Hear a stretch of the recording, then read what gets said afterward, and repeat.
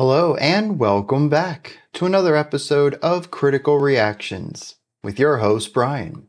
We're going to wrap up this week with an album review, which is where we look at an entire album track by track, exploring what each song does in isolation and how it fits into the larger artwork. Today we're going to be looking at something from the band Entropia. The album is called Vacuum. It's from 2018. It is a full hour of music, but there's only 6 tracks here, and we actually kick it off with the longest track on the record, 15 minutes, 18 seconds. The track is called Poison.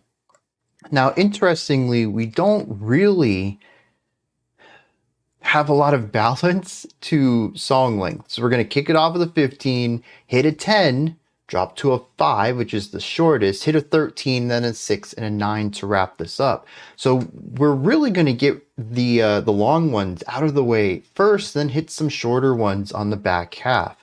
So I'm curious how that's going to play out in the experience, but I think it's interesting that it sort of puts what I'm going to assume are heavier or denser or just more difficult to listen to works at the front. And then you kind of, after you get through that, you kind of get to relax a little bit with some shorter tracks.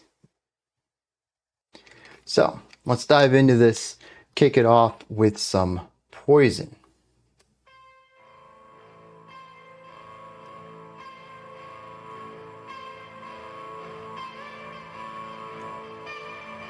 Nice 3, lots of reverb.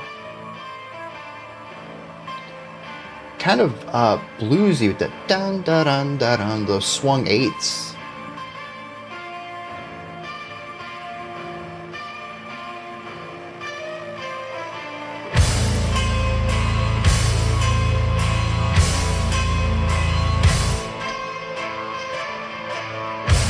Oh.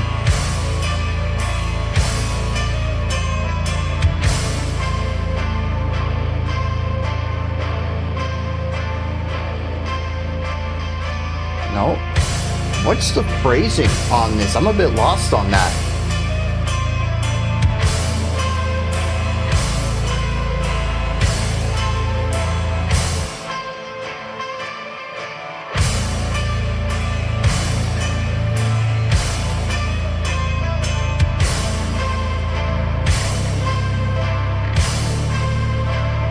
Yeah, this is wild. We have a 5-bar phrase the first time through, but after that, I'm not really sure. I think there's actually a different time signature in there entirely.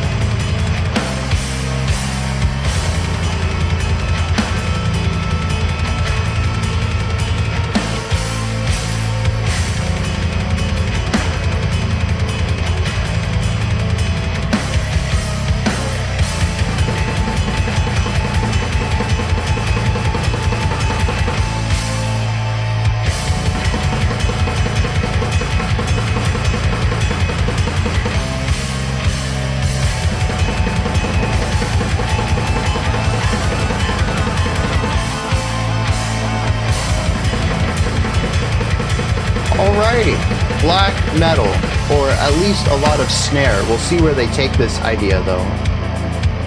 Okay, see, this is kind of fun.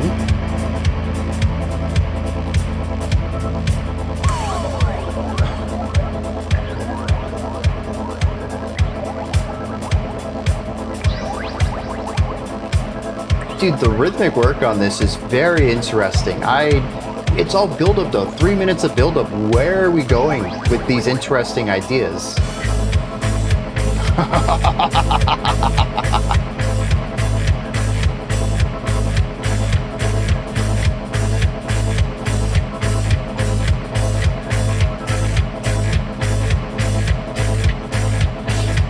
It's so fun.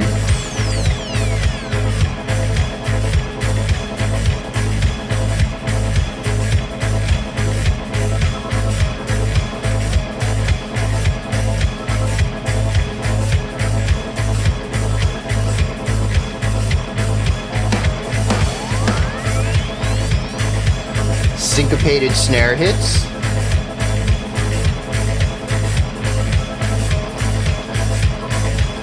Oh, but they're not coming back. Okay.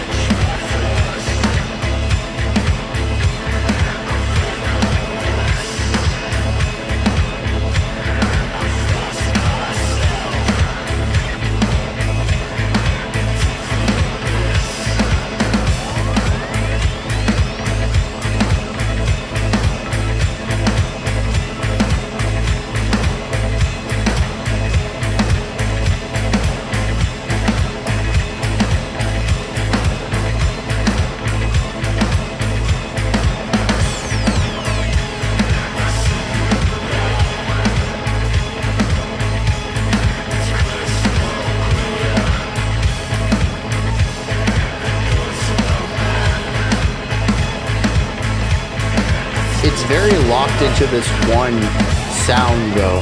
There's no progression, we're just here.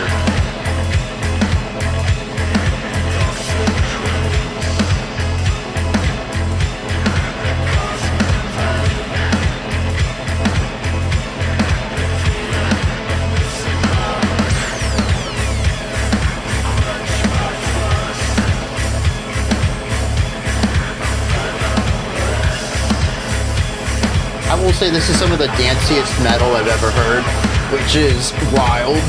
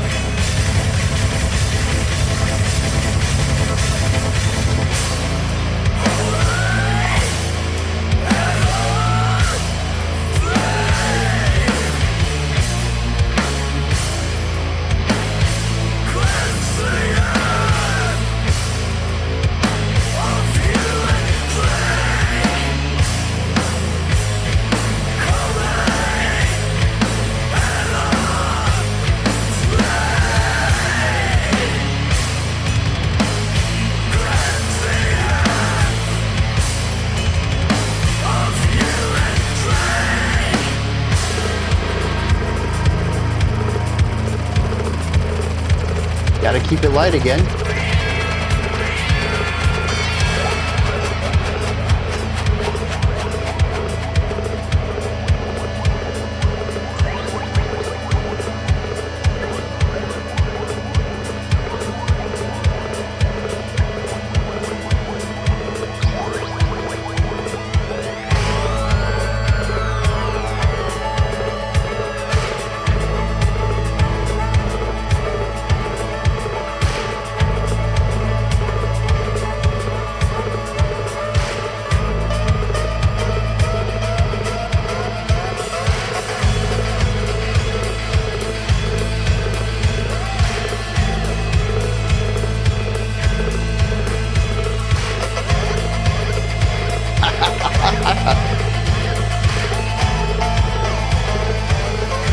What is this?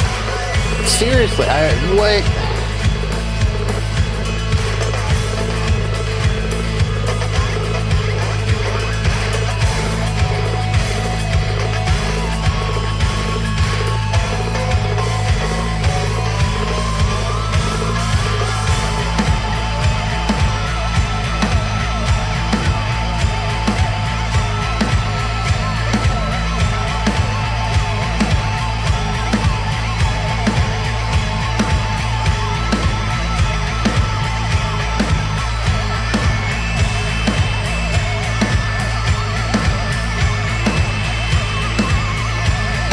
these textures? What is this sci-fi warble?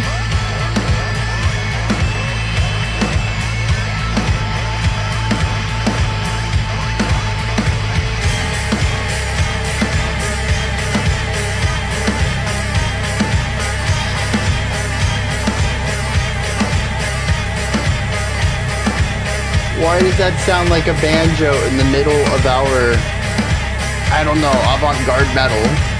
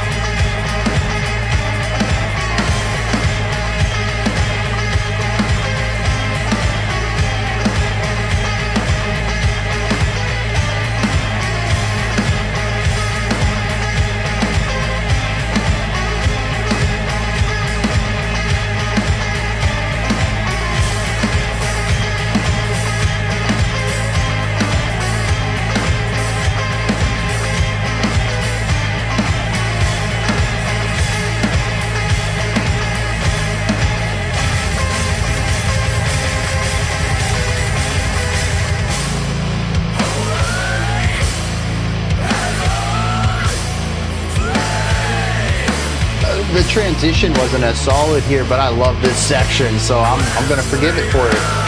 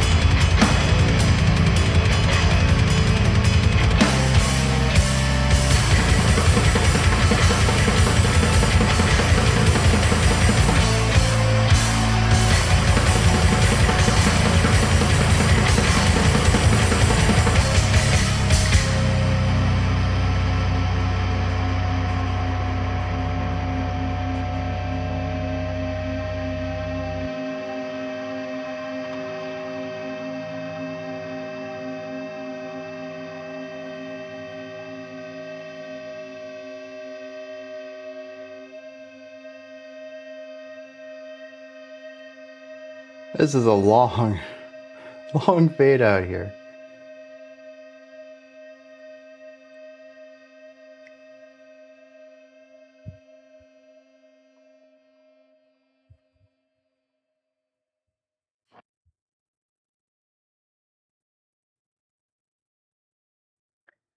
Well, that was an experience. I don't.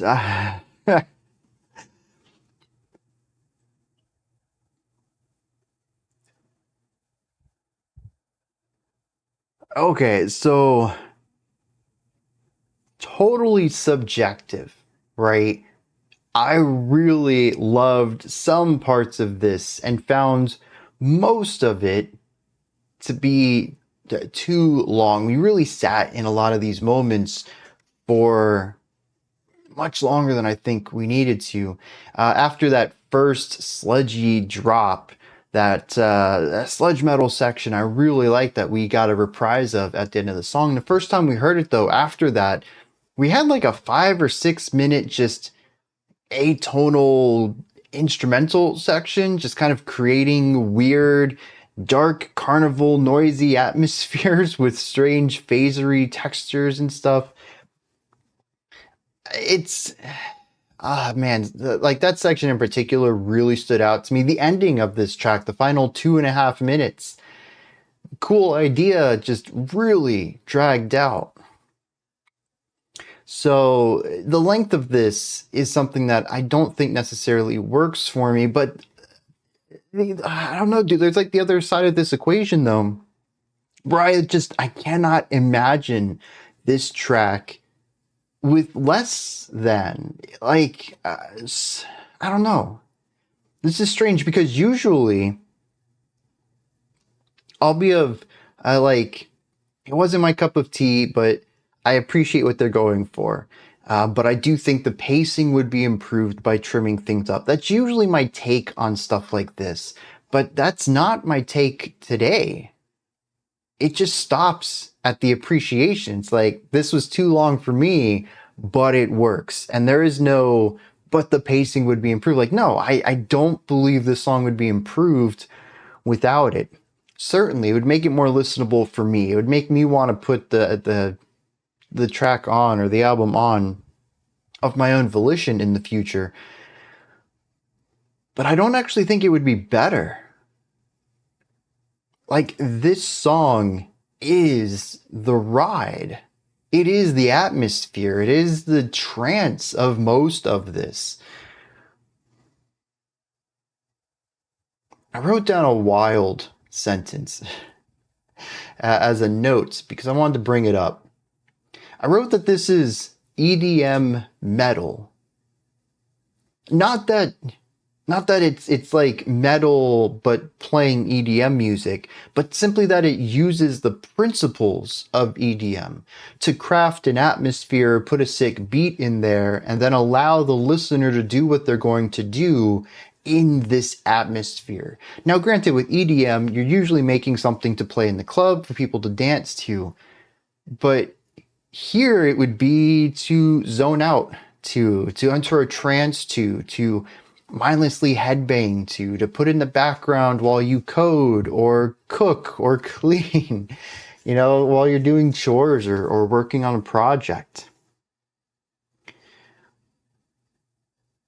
It's that same principle of creating a background sound for people while still not creating something that is specifically designed to be background noise. I still think that there's a lot to learn from this if you're paying attention to it.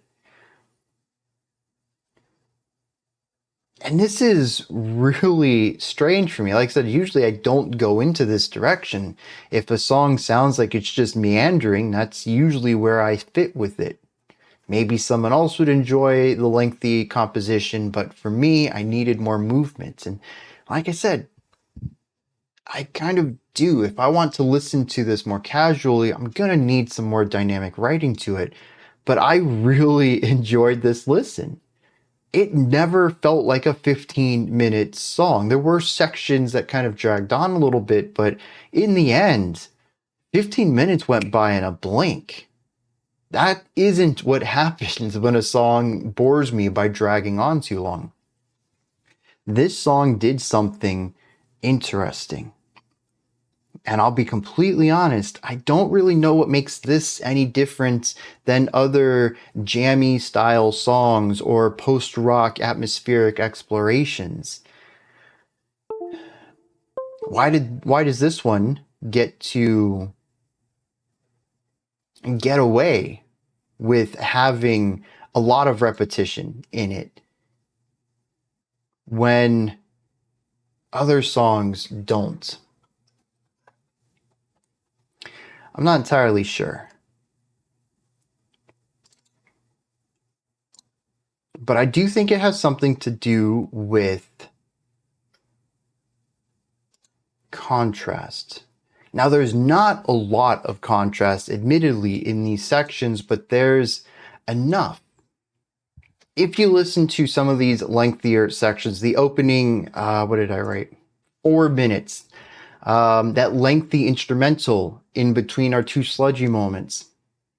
The outro. When you listen to these moments, yes, you're going to find that a core riff or a core rhythmic pattern is going to be repeated over and over and over and over. If you lock into that, there's just not a lot of stuff going on with these. But there's a lot of things on the minutia, particularly if you pay attention to the drummer. The drummer is absolutely bonkers on this. They are usually content at playing something 4 repetitions through. We get to hear the phrase, however long that is, and we'll repeat it 3 more times. Usually around that time, though, the drummer's getting bored and is like, well, let me toss something else in. Nobody else really changes what they're doing. The lead melody, a lick, a riff, a bass part, any sort of accompanying textures and sounds, they're not going to change. But the drummer is going to toss a little thing in, sneak a little, swung 8th note thing. He's going to add in some toms. He's going to shift from snare, once a bar to snare twice a bar. And then after 4 repetitions of that, snare every beat. And then blast beats. And then we're going to do some runs down the toms. Then we're going to put those 16th notes from the snare into the bass kick. And it's just, the drum part's constantly evolving. And the drummer has so much control over the groove. It isn't just that these extra elements are being added. It isn't just that the rhythm might be changing a little bit. It's that the groove of the song shifts. The atmosphere doesn't, but sometimes you'll get a halftime feel. It just really makes you want to kind of slow down and have these big drops with your body. And then you'll get some blast beats, double time. It's anxiety, it's driving. And then you'll get some swung 8ths and you just kind of want to shimmy your shoulders a little bit. And it's just like the dude constantly reevaluates and recontextualizes what the song feels like on a groove, rhythmic, metric feeling. I loved listening to the drummer because beyond just the fact that they were the most dynamic element in the song, the dude also has some really wild chops.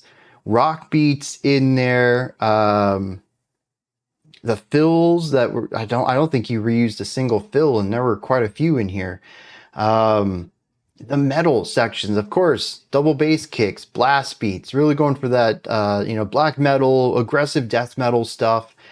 We get a lot of that. There are sections that are just, being sonically punched in the face by what the drummer is doing, but there's also a smoothness and a deftness to the drum lines, the drum patterns in here as well. Whether it is something a bit chiller, laid back, or even swung, focusing more on the cymbals for a levity to the percussive sound rather than the aggression of the toms, the snare, and the bass kick. And the dude can just, like a chameleon, slip into all of these different feels and textures and atmospheres. And it just isn't the same experience from moment to moment with the drummer. And it isn't just something that he works into this dynamic evolution of an idea either.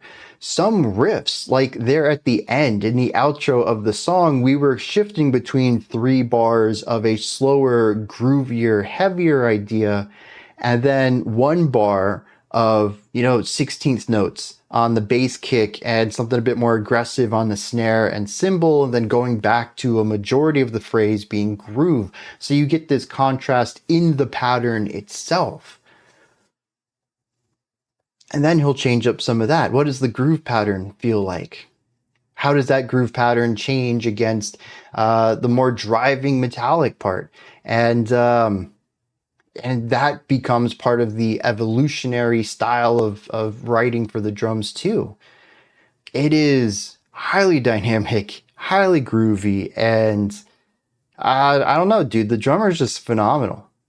I don't think this song would have been anywhere near as interesting or entertaining without this drummer. Now, that's not to say that no other drummer could replace them, but I think that you definitely need someone who is a bit more creative in their composition, and has a lot of variety within their style too, in order to elevate this song the way that this drummer does. And that's just not going to be most drummers. You can't get someone in here who just knows how to play a rock beat and some blast beats and call it a day. There's so much more that goes on with this drum work, and it's just phenomenal. What else do we have here?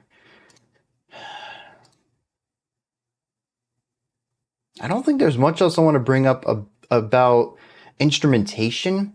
I mean, the guitar riffs are solid. They're fine. I really like that sludgy one though. The tone change plus the rhythm change plus the tempo change plus the riffs themselves. And of course the vocals come in there too. We were getting something earlier. I honestly don't know what's going on with the first set of vocals, but this chorus or refrain, whatever you want to call it, with like the shouted vocals, a bit of compression, but definitely that clean pitch to it. Yeah, dude. I mean, just these two elements work so well at selling this moment. I think this is one of the few sections that the bass, guitar, and vocals are most important. The drums, sure, they help here, but they're not dominant like the rest of the track where they're really driving my attention. Here, it's the guitars and vocals. Absolutely solid stuff. But, other than that, the guitar riffs are fine. I can't say that there's anything that's super memorable about them. The bass fills out the low end fantastically. Like I said, the vocals at the beginning, I don't really know what's going on there. They're quiet. They're pushed into the mix. They're kind of raspy, very staticky. It kind of reminds me of black metal vocals, which actually made it more interesting for me when we hit those shouted vocals, because there's presence and physicality to them that we didn't see the first time around. So that was just a nice unexpected surprise. But like I said, none of these instruments really stand out to me. Nothing that they're doing really stands out. It really is a song that is greater than the sum of its parts. Everything comes together to create these really dense, memorable atmospheres, but the individual components are less memorable. And I suppose that's where we need to start talking about some of these atmospheres, because what is going on in this song? Some of these sections just sound like noise. Tremolo picking possibly from the guitars. Either way, we're getting a lot of attacks and static and compression and distortion. And then there's usually some sort of synth, maybe. I gotta go look up a personnel list and see if we have any sort of digital instrumentation on this, because there's simply too many places where there's just like warbly sounds or phasery sounds, and it just sounds like a synthesizer with a lot of movement to it, whether that is a sort of waviness or just a quick repetition of a tone, like a saw wave, where you kind of get a sharp incline and then an immediate drop and then a sharp incline and immediate drop. And this creates very sharp attacks rapidly within a texture. So there's usually a lot of movement somehow. And those are the only two examples that I can think of as someone who doesn't play around a lot with electronic production that way. There could be, I don't know, dozens, hundreds other ways to create this rapid movement. I don't know. But it is usually a sound with a lot of wiggling around in it.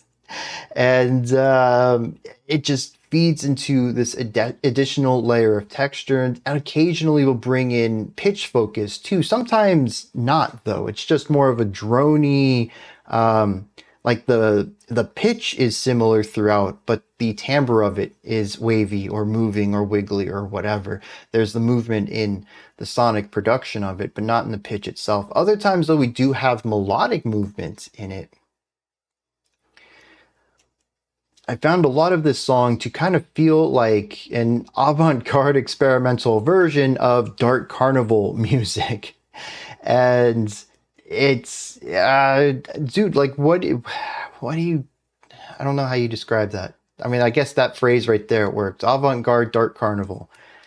But I don't have a frame of reference for this. And to be honest, if you take the drums out, it just kind of turns into a lot of texture work and noise. And this is where the song, I feel like, could be described as slowly paced. And it is the leading reason why I think I would not come back to it. There's a lot of sections in here that just kind of sit in this noise, this texture, this static creation.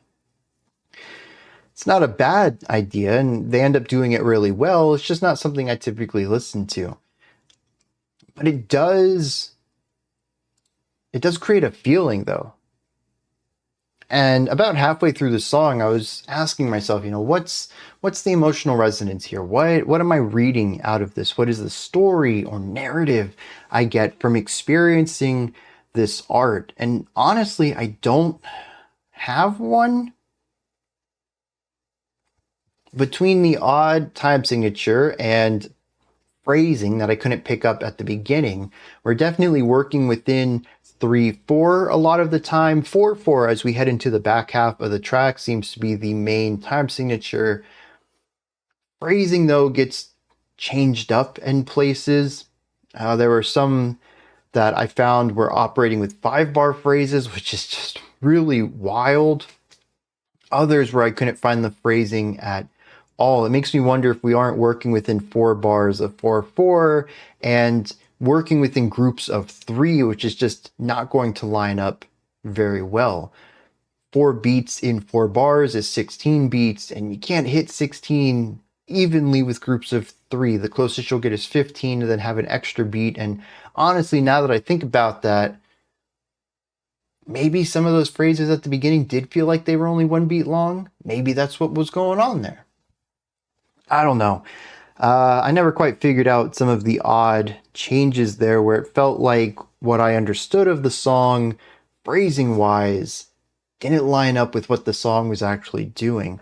And we saw a little bit more of this towards the end as well, but I'd say that once we hit that, I don't know, the 7-minute mark, give or take, it was fairly easy to follow along with the track from that point to the end. But it is a song that is generally, I would say, dark. I don't know if I would say it's antagonistic or dangerous, but it definitely isn't bright and joyful. Eerie pops up sometimes. Tension is a really big one, though. There are a lot of elements in here using tense harmony. Particularly where the first set of vocals came in, we just kind of had 4 minutes of the same 1-bar idea over and over and over. And I had mentioned that the song is not interested in progression. I had said that during the reaction. And that's why we were just sitting on one chord. We had these sharp, violin stingers on the outskirts, and it's like zing, zing, zing. Just creating a lot of tense, sharp sounds. The harmonies weren't completely stable or balanced. We had a lot of dissonance coming in there. I think there was an organ, or there was some strange instrument I called out that was really good choice for what they were aiming for, but a bit unusual for metal. Um, was it like a banjo or something? I don't know, some very twangy and southern at a point in the track. I don't know. There's so much happened in this song. Regardless, a lot of tension, odd choices of instrumentation kind of creates an esoteric, or I'd even say weird atmosphere to it. There's a lot of unusual sounds, and when you mix that with the generally dark and eerie, um, emotional atmosphere of it, I don't. It's fun though. That's the weird thing. It's fun. Why is it so fun?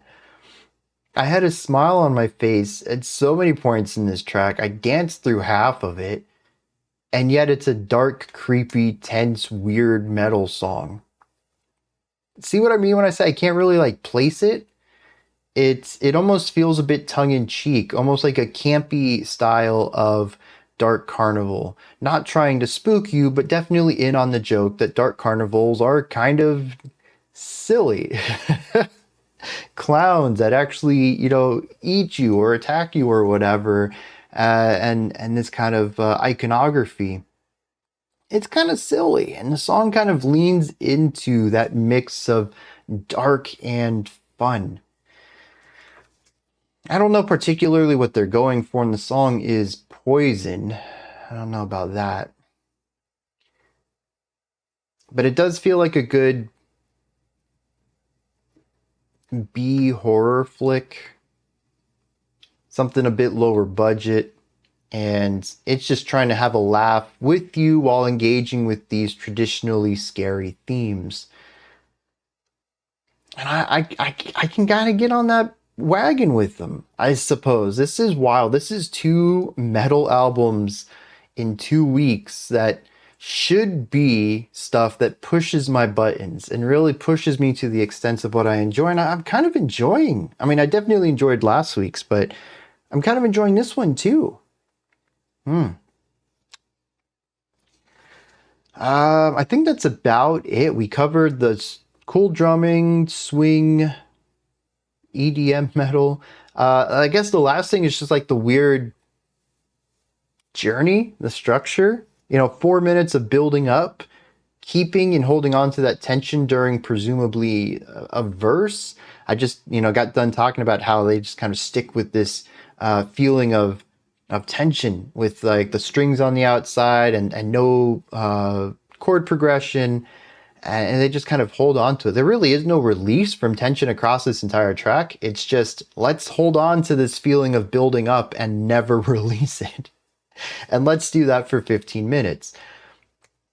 Then we had a very cool eighth note triplet transition into our first sludgy halftime drop. Phenomenal.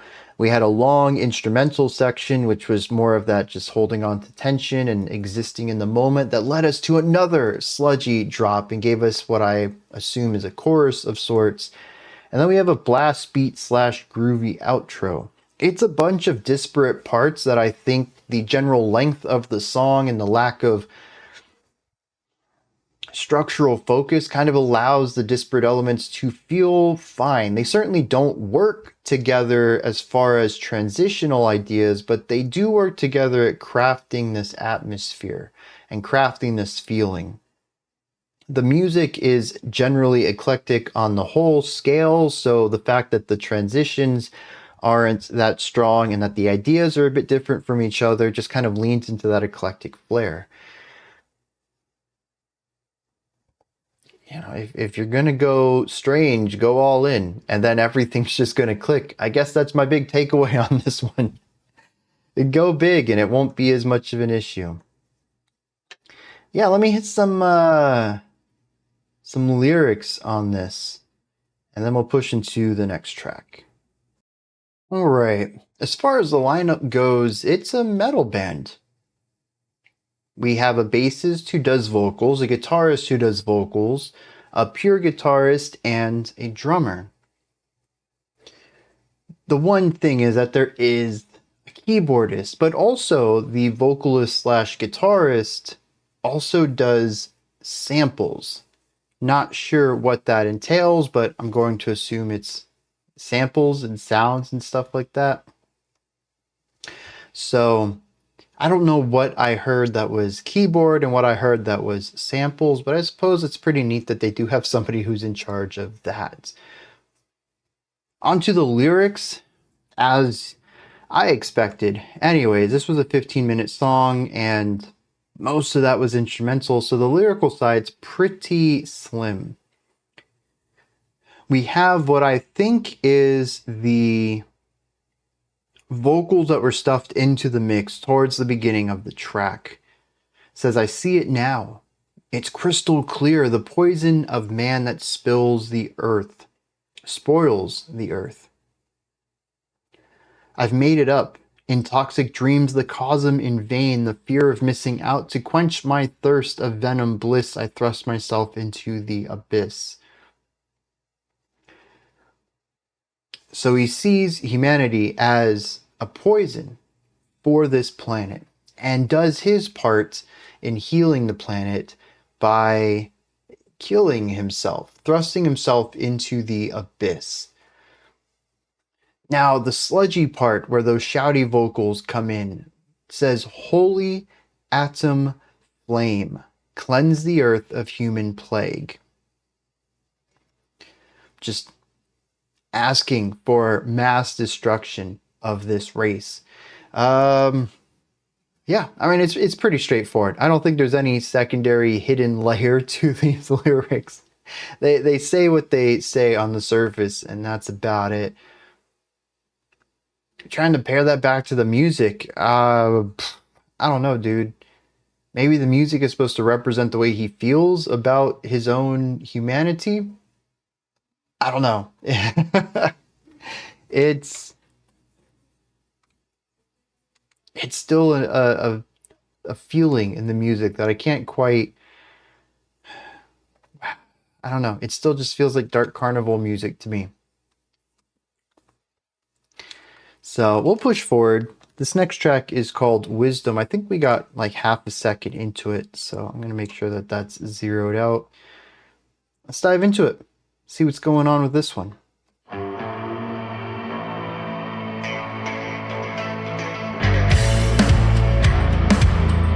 Dude, really strong rhythmic groove again. Like, this is just solid rhythm writing.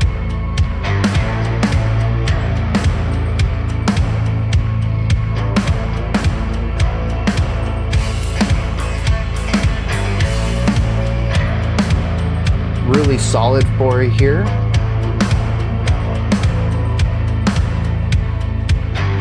It's interesting that it also builds up the same way the first one did by giving us our foundation rhythm and then building the rhythms off of that, building the layers off of that with reverb as well. We saw all of this on that first track.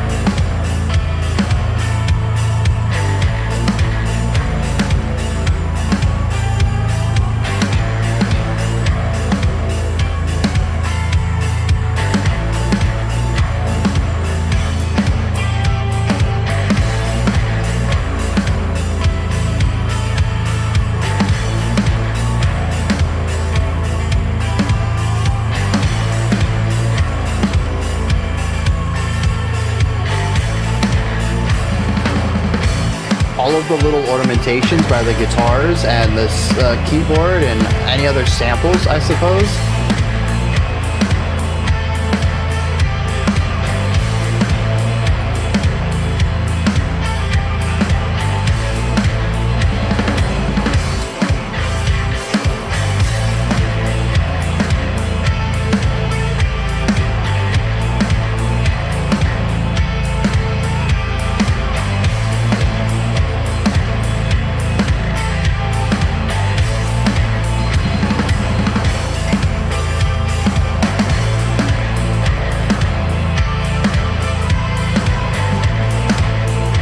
It's just so fun to groove to.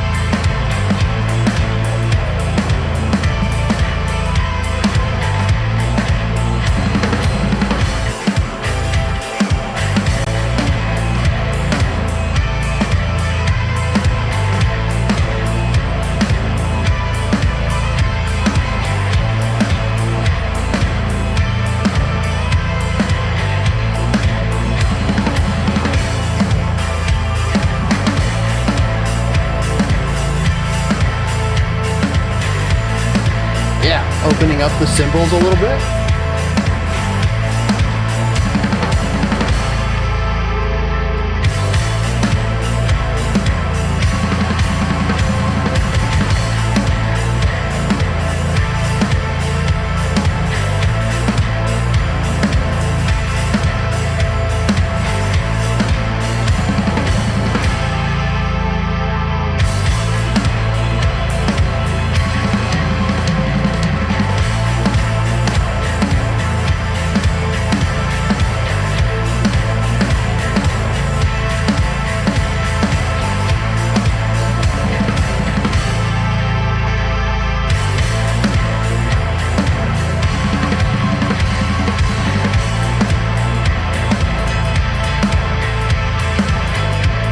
Dude, the ride cymbal.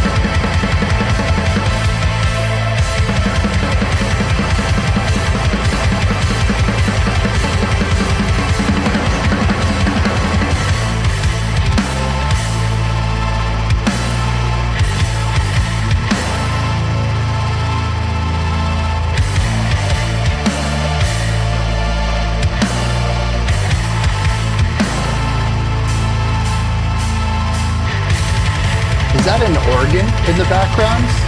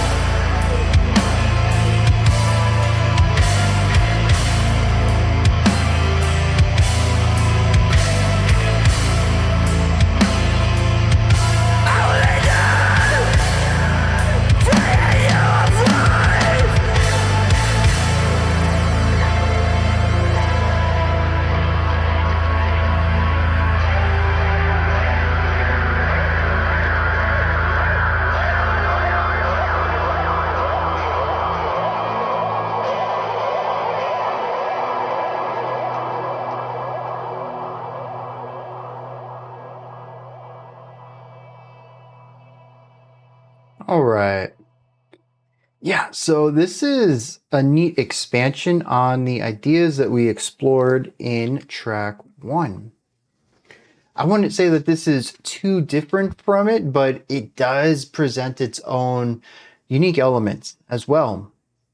This is something that depending on what part you played me, I'd be like, okay, yeah, maybe I'd get the two tracks confused, but the ending of this song, even before we get to the vocals, is already unique.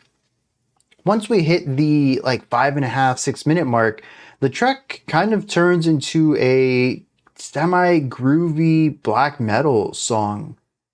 Lots of 16th note bass kicks, a reduction of cymbal presence, and a focus on textural atmosphere from the pitched instruments. It's heavy, it's aggressive, it's overbearing, it's dark and gloomy. We've lost some of that fun time carnival stuff that we had in Poison and just kind of replaced it with a melancholic atmosphere and a heavy weight. The first track I called avant-garde metal, but this I think firmly sits in the realm of black metal. It does take time to get there, and I appreciate that. While I mentioned the first one was rather eclectic with its choices and jumps and shifts, this one makes perfect sense. When we look at, once again, a swingy kind of building up layers, building up rhythmic complexity, using reverb to create extra layers in the harmonic element and the atmospheric element, it kind of starts the exact same way as the first track. And it does do this build up for 4 minutes until we have a solid atmosphere, just like the first track. From here, though, we bring in blast beats and 16th note bass kicks, really aggressive drum work, and we've kind of lost a little bit of that rhythmic, nuanced, jazzier style of drums. The guitar stuff doesn't really change at all, but the entire atmosphere of the song shifts at this point. And from here, we just have this black metal exploration. We eventually cut that to halftime and kind of, much like the first track, shift over into this sludgy, doomy atmosphere this time around. Halftime, organs, heavy weight, slower movement. But we slowly creep the drums back in on top of this, and we create the perfect storm for a solid atmospheric black metal song. One that doesn't necessarily focus on the traditional third wave, everybody just plays 16th note idea, but certainly has a focus on crafting atmosphere from specific darker chords in the guitar work, lots of distortion and overdrive and effects on the guitars, and a cold repetition from the drums. We might not necessarily have the blast beats and 16th note bass kicks on the drums, but we still have something that is quite a bit less cymbal heavy, less groovy, and just overall more aggressive. And once we bring in those quasi-depressive black metal screams, I've heard this kind of music before. Maybe not quite as palatable as this. Don't go running with that word. I don't know that I would say I enjoyed the ending in and of itself. We'll touch on that later. But it felt like a natural endpoint to where we started. You can clearly see how the song evolved from the more interesting, eclectic choices into this, a more traditional atmospheric black metal track.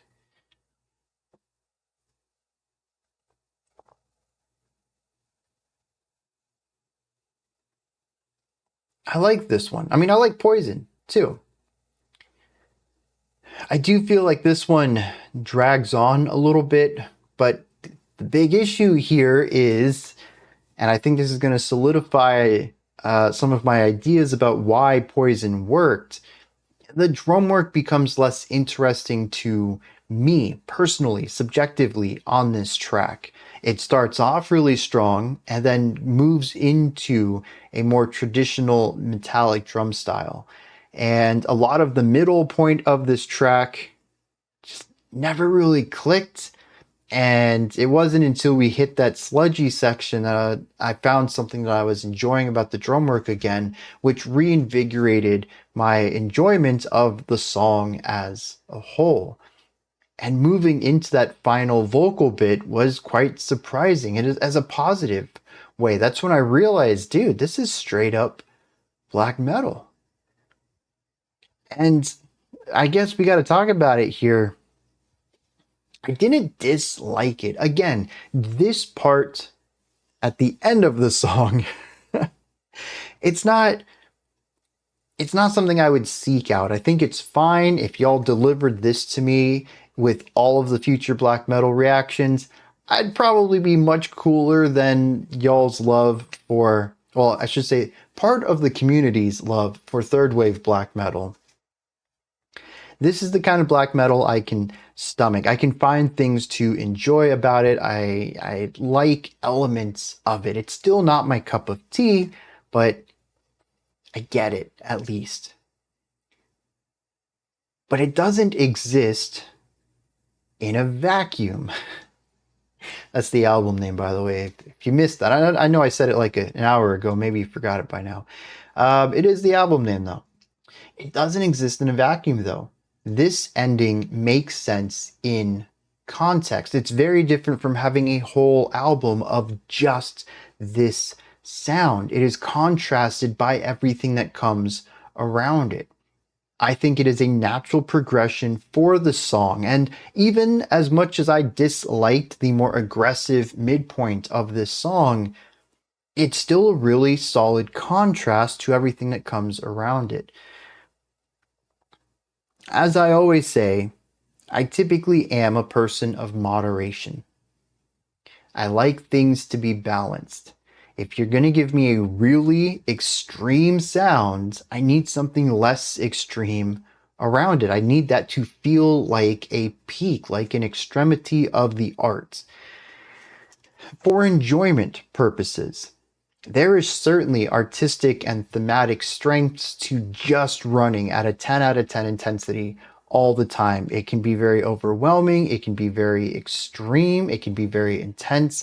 It can push a listener way outside of their comfort zone. There's a lot of positivity in that, whether we are looking at extreme black metal or film or novels and stories that just reside in tension for the entirety of their narrative. There's definitely room for that type of artistic exploration and expression. It's just not usually what's going to get me excited on anything beyond an artistic appreciation for the work. And I think that's what I really like about this end. It is a place that I've been before. We've listened to plenty of atmospheric black metal, but it works here. I like where we got, how we got there, and I even for some time enjoyed the moment that we were in. Those vocals, as grating as they would be for an entire album, work really well in this moment. They create a desperation that we haven't really heard anywhere else on the album. It's a dark atmosphere, the movement from grooviness that kind of takes us out of Poison into Wisdom gets lost along the way. We begin to hyper focus on rigidity and weight, pain, gloominess. We never really get that back. Poison was all over the place. Wisdom is a descent. And that gives context to a pretty typical black metal sound at the end. And context for me is very important for extremity. I feel like I'm having deja vu. I'm pretty sure I brought this up in another album. Those exact words about needing context for extremity. I don't know. Maybe I haven't. Maybe I'm just experiencing deja vu. Anyways, yes, this song was great. Has its lulls. Pacing in the middle didn't quite grab me, but overall the experience was well worth it.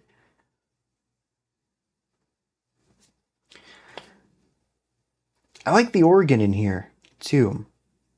There's also some bells that show up in the final 3 minutes or so. Maybe a glockenspiel, maybe a triangle actually. I think it's just one pitch. And I think it's metal on metal clanging, not like rubber on metal, which is a bit more of a hollow tone. Maybe it is a triangle in there.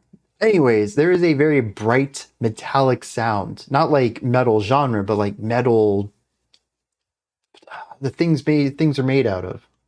Component. And it's just this bright tinging within this really heavy landscape in the final minutes of this song. That's an interesting choice. I don't know if I'd say it brings hope, but it does bring an element of positivity, a brightness to a dark song. However you want to interpret that. Maybe it feels positive. Maybe it just feels like light. Whatever that may convey. We do have a really cool pulsing organ in the middle of the track. I tried to highlight that. I mean, it's not like I can literally point to it, but it was higher up in the mix, and I was trying to symbolize the pulsing with my hand. Maybe you heard it. I thought that was a neat texture addition. But I do find it interesting just how similar this is to the first, complete with the entire build-up at the beginning, a sort of lack of tension, hyper-focus on repetition in the middle, and pulling that into more metallic sounds overall, and eventually dropping the entire feeling of that and plummeting into this sludgy idea. Now, granted, I do think that this tempo drop feels more doomy. Maybe it's the chord progression, maybe it's the tempo we drop to. The guitars still have a lot of grit to them, a lot of compression. They definitely have more of a sludgy feel, but it ends up getting very doom. Is sludge doom a thing? I mean, I'm sure it is. People combine everything. But it reminds me of the drop into the chorus on Poison, but a little different. Kind of doing its own thing. But there are these similarities. The layered buildup, the retention of tension, the drop out, and then the build back up. I mean, Poison was kind of built the same way. So, yeah. Last thing. There are two vocals on this. We have the depressed black metal scream. And there's also some sort of raspy whisper going on in the side, something with a little bit of grit and like tension in the throat. Maybe even a little whispery. It's a texture. It really is. It's not used for harmony or anything like that. It just adds a little bit of extra crispiness to the vocal stack. Between that and the depressed black metal screams, we also have the more traditional black metal harshes we heard at the beginning of Poison and the shouted harshes at the end of Poison. We have a vocalist, or actually we have two vocalists. I said that earlier, right? Yeah, the bassist and one of the guitarists provide vocals. We have 4 different vocal textures, though, on this album so far. I like the variety. I hope they keep up with it. I'm not expecting different vocals, especially 2 sets of different vocals on every single track. I'm expecting they're eventually going to start reusing some styles, but it is allowing each song to sort of have its own identity, which I think is necessary because musically, as I just mentioned, they're all very similar. If you give me the ending of this song, that more typical atmospheric black metal stuff, that's a unique sound against Poison, at least. But the vocals there, just generally overall, the music is very similar from moment to moment. It's only these big ideas, and you can say, oh, this was definitely part of this song, this was definitely part of that song. So having diverse vocals across these tracks is going to help give them some identity that they are only vaguely getting on the musical side. And I also say this, I have a lot of experience with extreme metal, but it's also a genre I don't necessarily listen to in my own time. So I've been exposed to a lot, but I don't give a lot of time to it. And so maybe there is more nuance in here that you can pick up if you're more familiar or if you enjoy these styles of music, and you just have, tens of thousands of hours in these kinds of sounds. You're going to be able to pick up on smaller differences that maybe I'm not. Though I suppose at the end of the day, maybe it is as similar as I'm reading it to be. Let me check out some lyrics for Wisdom, and then we'll push on to the shortest track. If the first track explored the concept of suicide, although it feels kind of strange to use that word, even though it is technically accurate in this scope of what seems to be a moral imperative. It's not so much that he wants to give up his life in the first track, he just views it to be the best choice for what would aid the planet. It's no different than, I suppose, if a virus realized that it's harming the thing it's within and decides to obliterate itself rather than continue on being the virus. It's a shifting in scope and an understanding of purpose on a larger scale than one typically is allowed to look at. Like I said, it is technically suicide. It's the taking of your own life, but I don't know, the moral element makes poison feel a little different, but this one strips itself even away from that. It just becomes nihilism. It says, under low, daunting sun, no wisdom shall thrive. Pierce the veil, abandon your human shell. No right, no wrong. Only death that frees you of life. This does feel a little bit more like it fits the word suicide. It is an abandonment of life rather than a sacrifice to make something else better. And I think that's a good word for how poison feels. It's not suicide, it's a sacrifice. Like jumping in front of a bullet to save someone else. Very American metaphor there. uh, so we have two songs, though, about giving up life. One in a more sacrificial way, another in a nihilistic way, that life is a prison, something to be freed from. I'm looking at the rest of the titles. This one is called Wisdom, a decision with thought behind it. Not poorly perceived thought, but supposedly well thought out. Wisdom tends to be good advice. Poison, I think, generally works.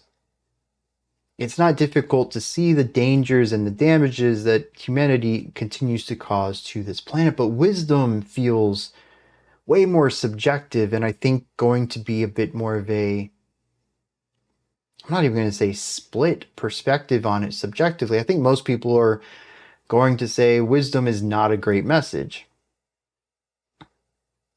But we have songs like Astral, Vacuum, Hollow, and Endure. Given wisdom's flip, taking something that I thought was going to be more positive and good, sagely advice, and stripping that, rendering it into the destruction of the self, something I disagree with in this context. I'm curious how something like Hollow and Endure are going to line up lyrically. The titles don't necessarily have to work well with the lyrics on a subjective level. Everything is just one word, though. This is interesting. Like I said, we're going to move on into the next track. Also, the nihilism of that track absolutely works. it just leans into that atmospheric black metal. I talked about being heavy and oppressive atmospheres. I mean, this is like par for the course for nihilistic black metal. And I think that adds to my appreciation for it. Not necessarily my enjoyment of that track, but definitely my appreciation as they took us from where we started at the beginning and cleverly and naturally moved into that ending to really sell the lyrics. Let's see what they're going to do with only 5 minutes of runtime, though.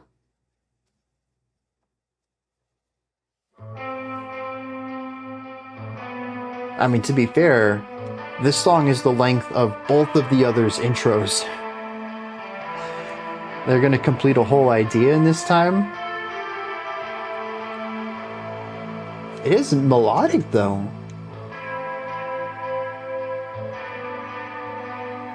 We got a little bit of this on Poison's intro with the reverb, but this really leans into, and it's very bluesy, too. Something I caught at the beginning of Poison, but didn't show up at Wisdom at all.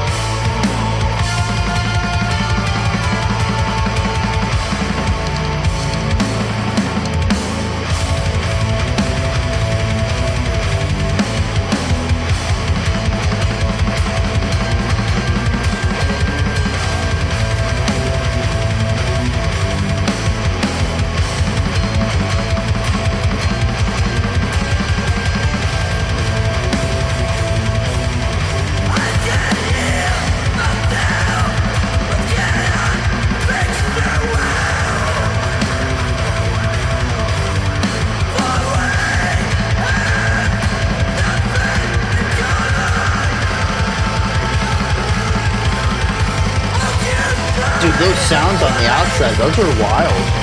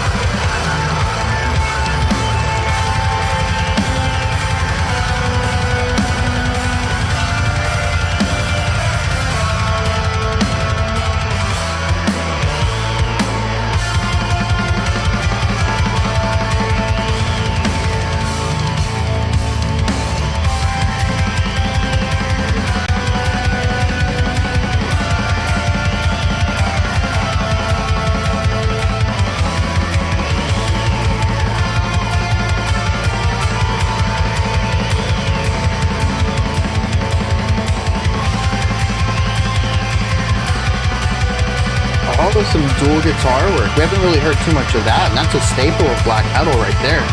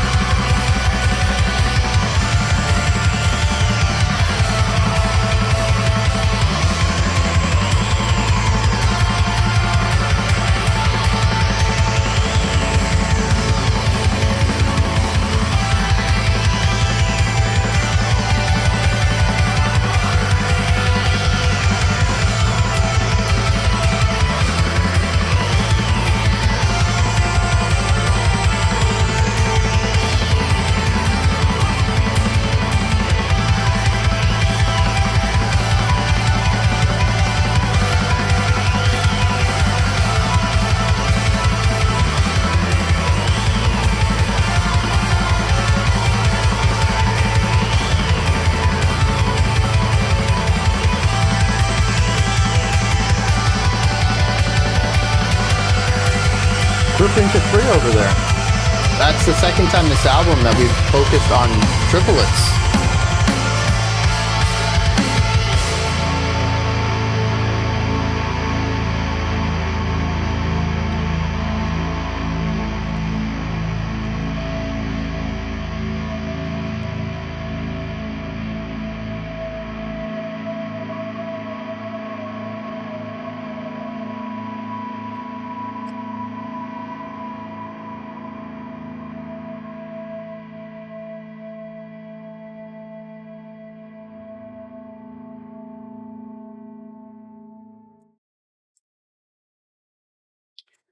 All right.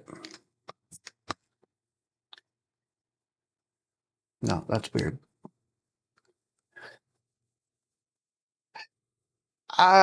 Dude, this felt like a long song. I don't know if anyone else got. I was really thinking, 5 minutes. This is go by in a breeze. The other tracks went by real quick too, and they were twice, 3 times as long.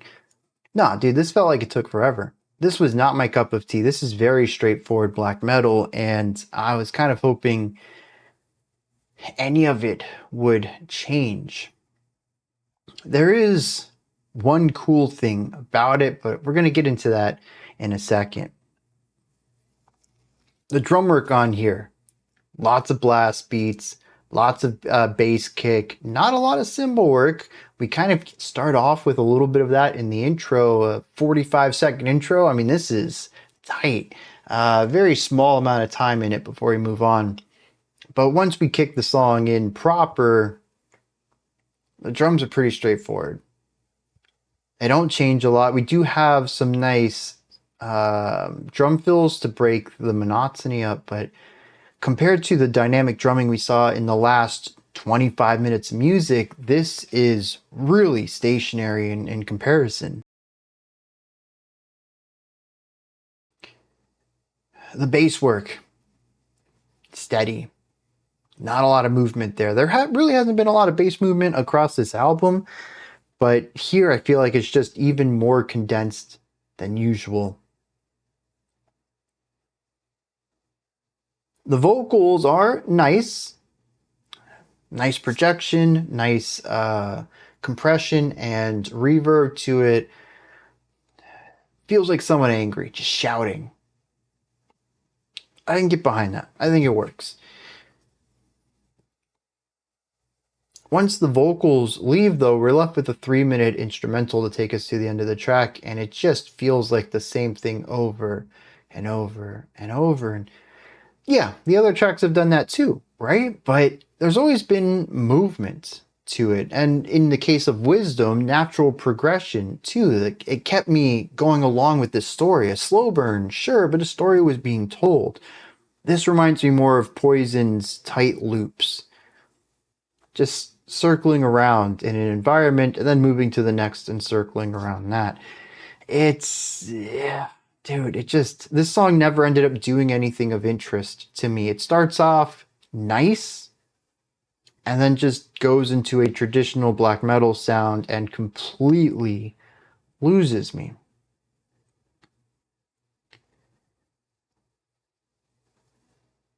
There is one really cool thing about this, though.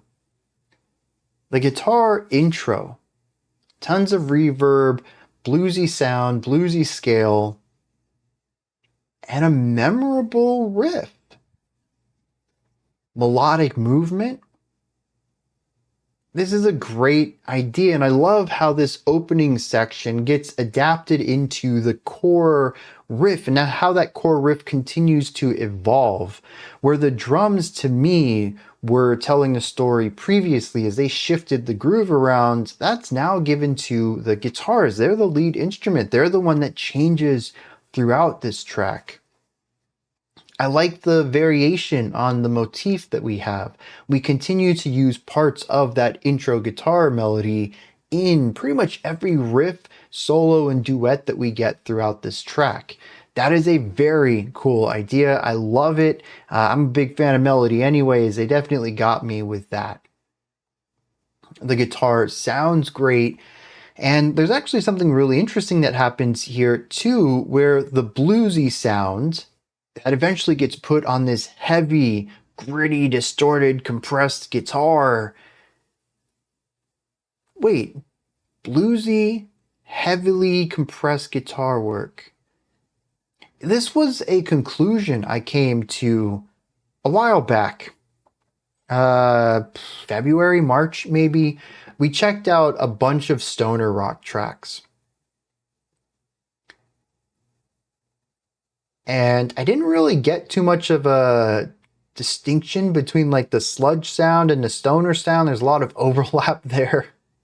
Um, but this is a very stoner idea. Bluesy concepts on massively produced guitars. And a lot of this song kind of felt like stoner black metal to me. Stoner guitar ideas over a black metal atmosphere and foundation. I thought this was pretty neat. It didn't entertain me enough. The novelty wore off a bit quickly, and it didn't get me through the whole 5 minutes, but it was something that I found to be rather interesting throughout this track. It feels like a stoner rock guitar riff that a metal band just is playing under, and that's kind of neat. And it works a lot better than I think it has any right to. I kind of wish that the drummer would have let up a little bit. The hyper aggressive extreme drumming works well in here, and this is a fine contrast to the past 25 minutes, which have been a bit more nuanced. I can appreciate its placement in this record and how the overall pacing of the album is going. But as a song, this one just doesn't really stand out to me as much, and I would have loved to see a bit more of the eclectic, melodic, and groovy drumming. I guess less melodic, eclectic and groovy drumming showing up underneath this stoner rock stuff and exploring, sure, an atmospheric black metal sound, but just something a little less aggressive. I think that would have been really cool. Now, granted, this could be something that doesn't gel well with the lyrical themes, and the heavy weight and aggression of the drums are something that's really needed to drive that home. But on a purely sonic level, I do kind of, maybe it's just that I missed the drumming on the past two tracks. I mean, I did like it. Maybe that's what's going on. Anyways, it would have been a cool sound, is what I'm getting at. But I do like what goes on here. And eventually we do get two guitars playing two totally different things, sort of abandoning the bluesy sound, getting rid of the stoner concept, and going into pretty much a pure black metal sound. That third wave, two guitars, consistent rhythm on each of them, but they're just doing different note intervals, creating these dyads, an ever-shifting emotional landscape as the dyads are changing. The distance between the two notes shift, and then eventually our right guitar breaks off into these groups of three and just kind of sounds like an alarm. Three ever-raising pitches dropping back to the first, just doing that over and over and over, while we have more of the traditional black metal riffage going on over here. I found this to just be very noisy and aggravating. Like I said, it sounds like an alarm to me. And at a certain point, an alarm goes from being an emergency and heightened tension to just, this sound is annoying, someone turn it off, we are in position for the emergency. Just save my ears, please. And that's kind of what I end up with at the end of this track. I'm just ready for the song to be over. Which is quite unfortunate because there are some neat ideas in it. It just never quite grabbed me. It reaches a point of musicality that I'm just subjectively not a fan of. But I wanted to go through that and sort of explain why the things don't work for me personally, so that you can see how they work together within the album to create something solid here. It's not that this is a bad song. It's not that it needs to be removed from the album. It's just not for me personally. I still think that it works well to contrast the previous two tracks and to sort of create this checkpoint near the middle of this album of bringing the intensity back up and possibly hitting a lyrical weight that's going to embellish and lean into the musical weight that we have on this one. And I suppose that's a good segue for the lyrics. All right. This opens up with a pretty solid stanza. I can heal myself, but cannot fix the world, for we have nothing in common. That's a wild statement. Absolutely lines up with the ideas coming off of wisdom, though. Maybe not a poison. Yeah. He says, occupying a place reserved for those not taking sides. Not quite sure what that's supposed to mean. Astral abode, as above, so below. High priest of void, on come down course. Not quite sure what this one's about. That opening stanza, though. Dude, that's a good line.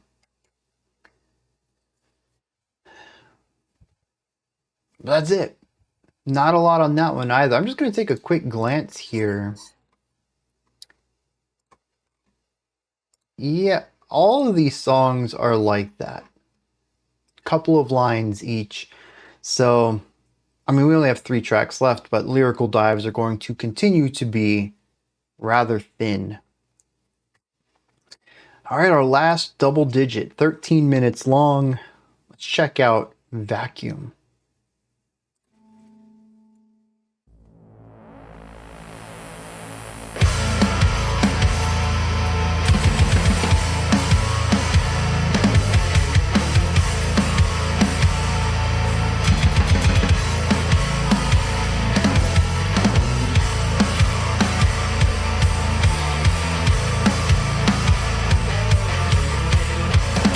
Another pretty memorable riff, I'd say.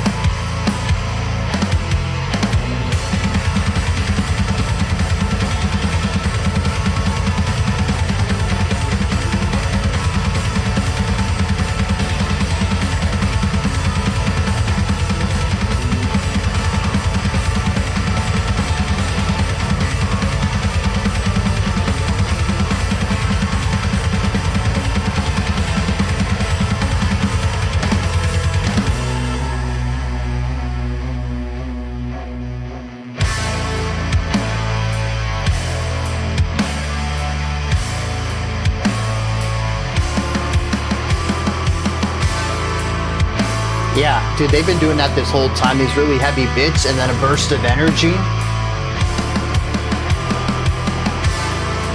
Yeah, totally expected that and called it.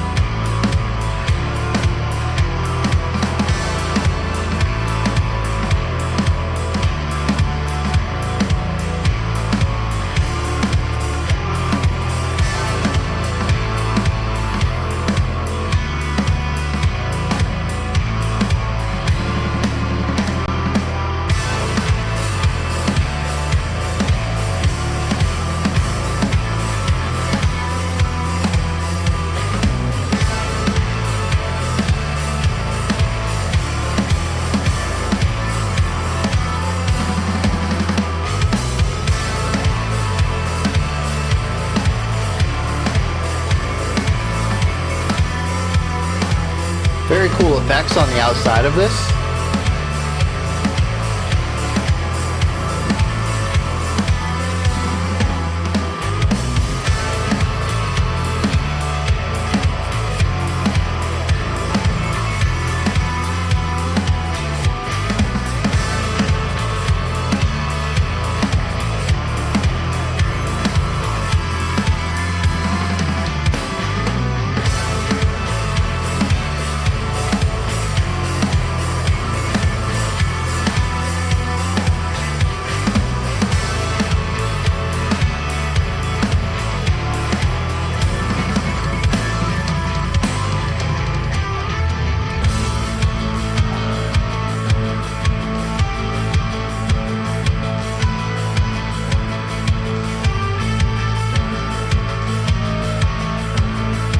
Okay, very inquisitive sound. I'm intrigued by this.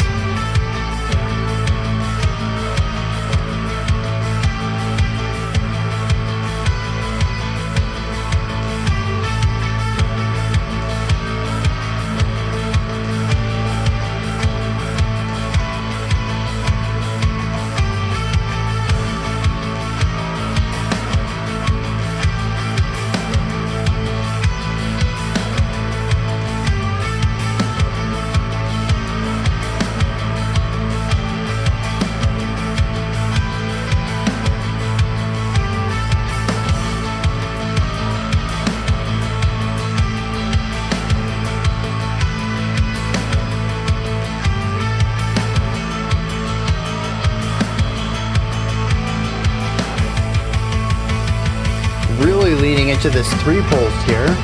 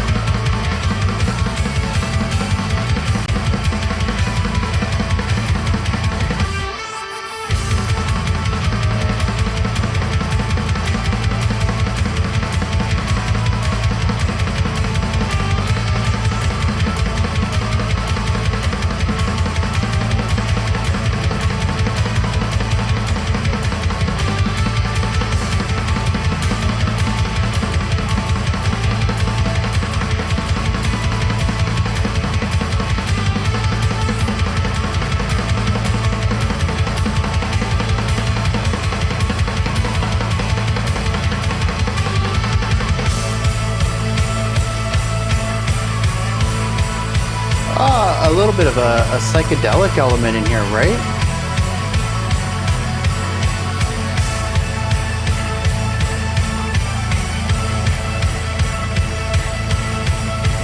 With our first case of tremolo picking.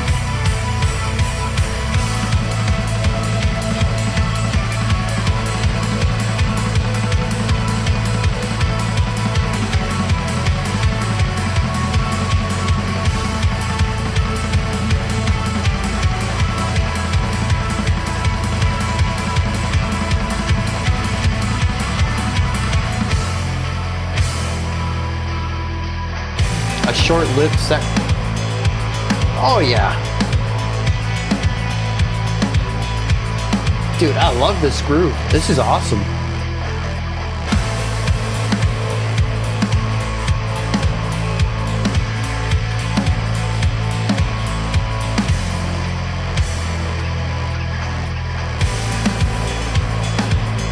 Oh, snap.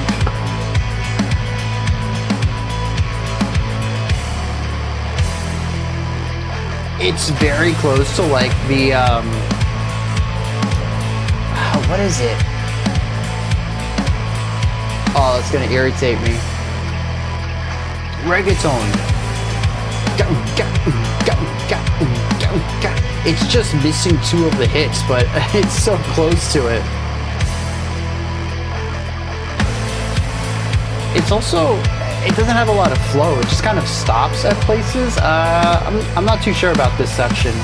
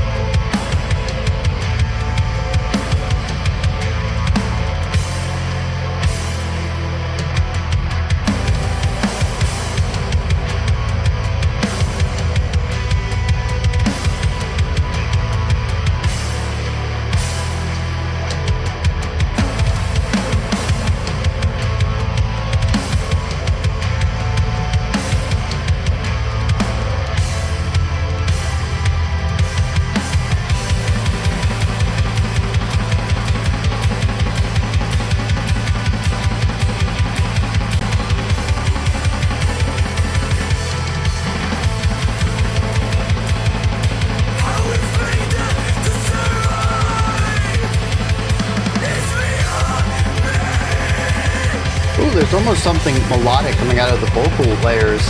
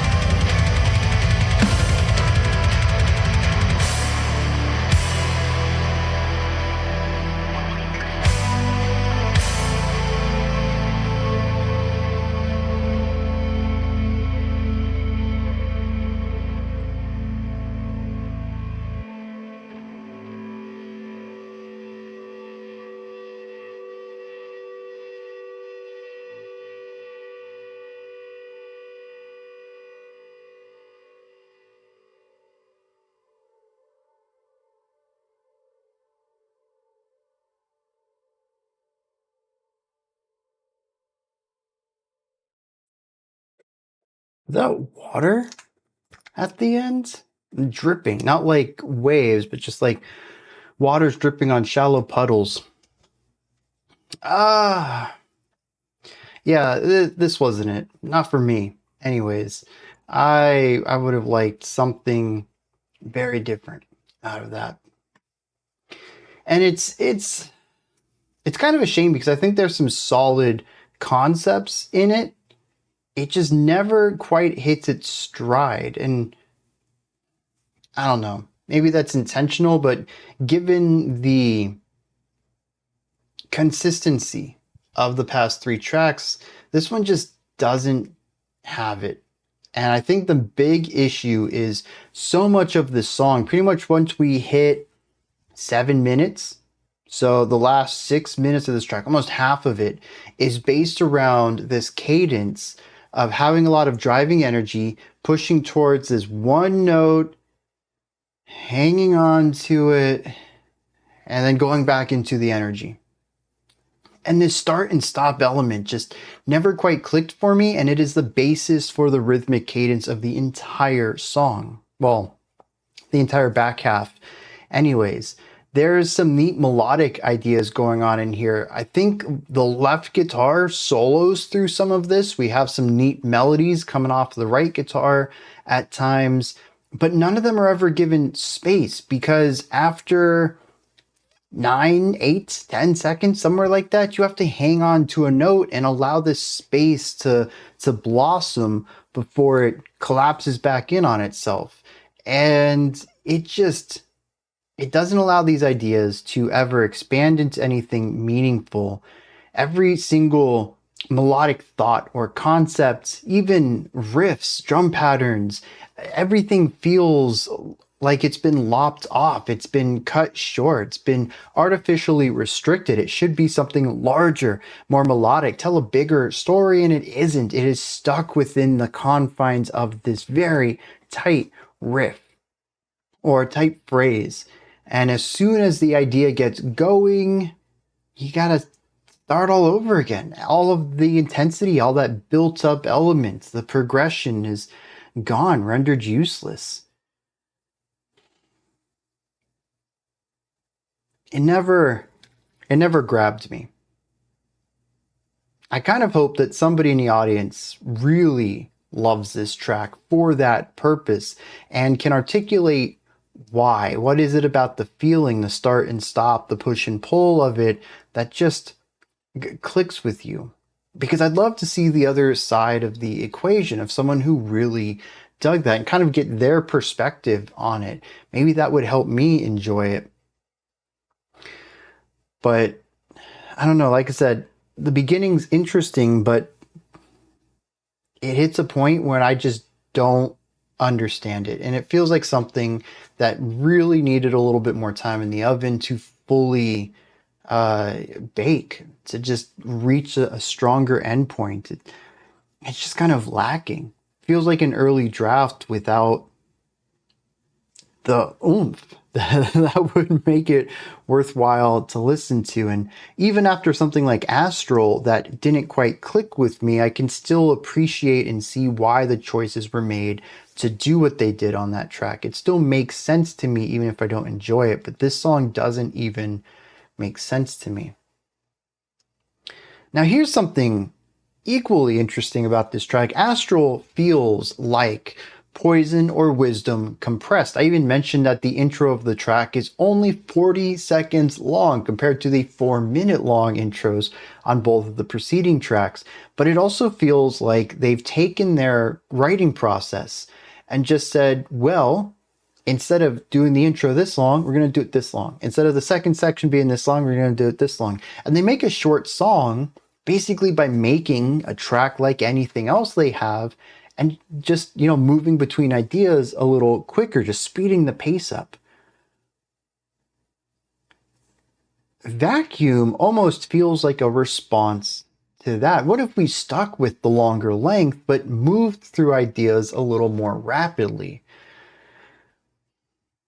And what I do often when I take notes is not only make my notes about a section, but also take timestamps so that I can kind of see how long we are doing things, especially for something like this, where a lot of the sections are a bit more dragged out. I kind of lose track of time altogether.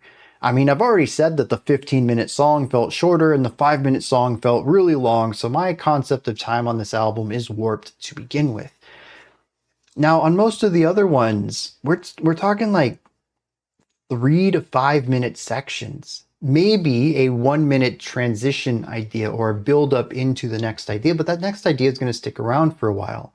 And even looking at this song, I mean, even the main part I'm not a big fan of takes up most of the back half. There are some sections I subdivided into, but that's a big chunk of like 5 minutes, 4 minute sections in there.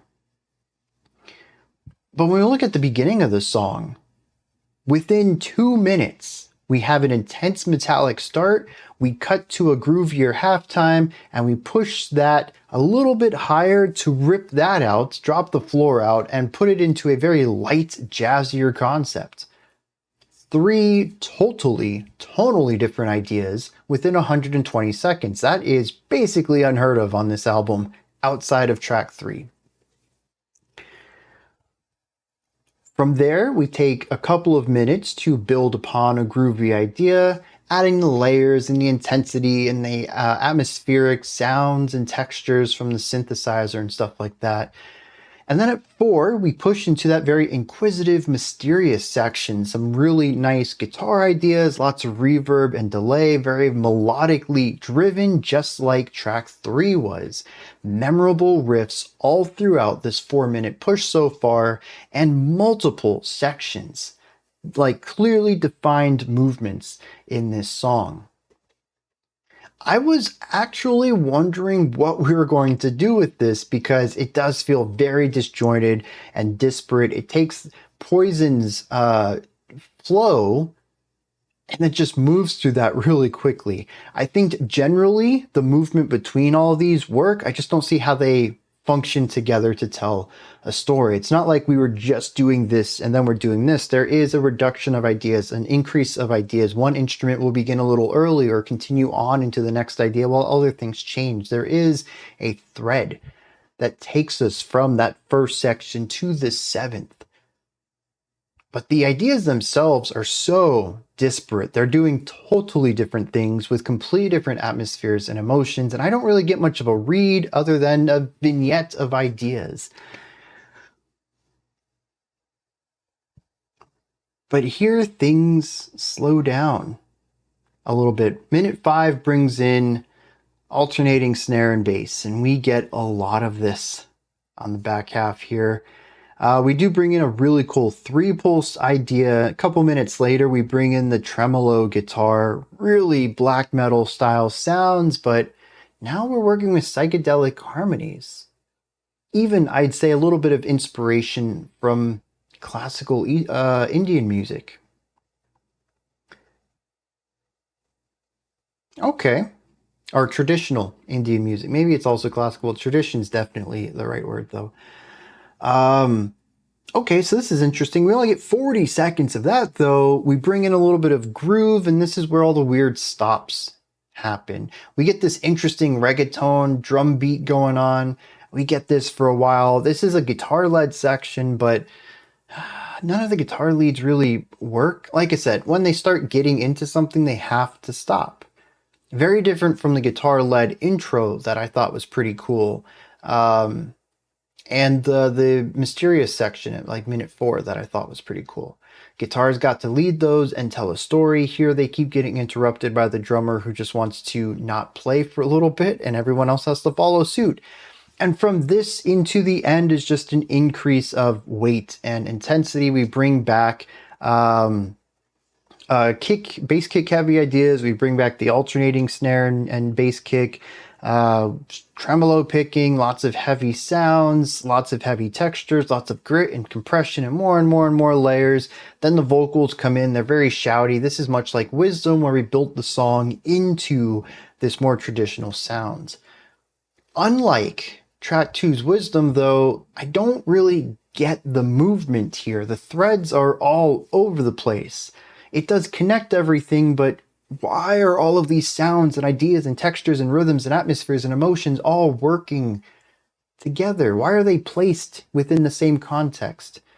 It feels chaotic without actually making chaotic music. It's just the structure is very strange. This is also the most amount of notes I've taken for any song, not because I noticed anything unique or worth bringing up in topic, just simply that there's so many parts to this track we don't really see elsewhere, and yet somehow it still feels overly long. I really do think that section that kicks in around 7.5 minutes in, and that drum pattern of the start and stop, it feels so much longer than it probably is, but it completely colored my experience with this track. And going from, hey, let's try a new idea every 30 seconds to, hey, let's try a new idea every 8 seconds, but the general foundation is going to be the same every 8 seconds. Just, I don't know. It messed with my concept of time. I did not enjoy it. It was just, I don't know. I don't have a lot of positive things to say for this song. It doesn't feel complete. It doesn't have a good sense of identity. It doesn't have good through line. The transitions are nice. The melodic ideas, when they're allowed to blossom, are nice. But most of this just feels like it needs one more coat of paint, just one more draft to go through and spruce it up a little bit. But like I said earlier, I'm curious what other people think of it. Maybe you really enjoyed this, and I'd love to hear that perspective of why. What is it about this track that captured your attention in a way that failed to do for me? Let's hit some lyrics. All right, lyrically, this is about, well, it's only a few lines. Let me read them. Now we've made it to survive. How we've made it to survive is beyond me. Were we made to outlast the dying star? Shall we perish before everyone else does? But until then, no comfort for us. Basically asking if humanity was ever designed to outlast everything else on the planet. It doesn't really make a statement, which I think is interesting. We don't listen to a lot of music that doesn't set out with a goal in mind to describe something. This is more of just philosophical rambling in a sense. It's a question, open-ended. It does end with a clear statement, though, that existence is uncomfortable. And this does line up with some of the ideas that they've expressed on tracks, on Wisdom, and a little bit on Poison, too. Although, again, Poison still, to me, feels to be a bit more of a moral dilemma than a philosophical one.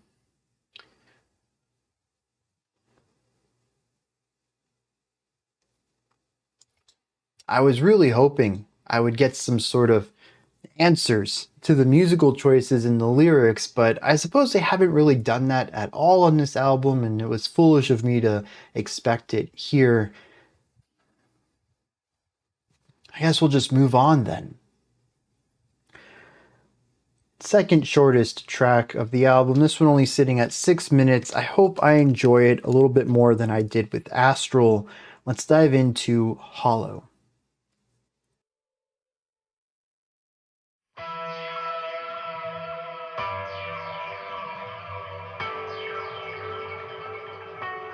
This is a very fun opening.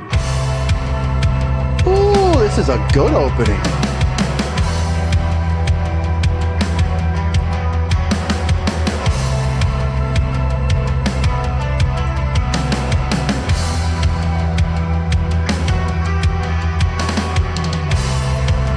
I like the reverb on the drums. It's a different production than on any of the other tracks.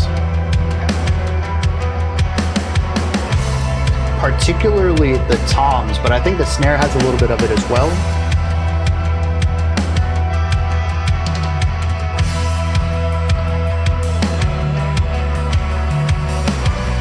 Nice 1 2 3 1 2 3 1 2 3 1 2 3. Bringing that triplet vibe in once again, connecting it to the rest of the album.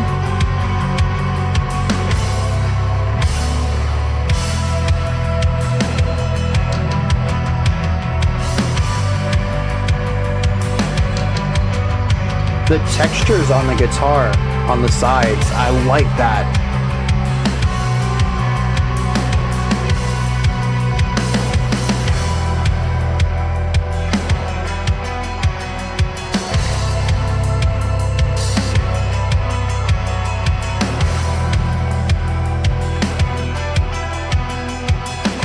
It's very floaty. Flowing down a river is what I get out of this.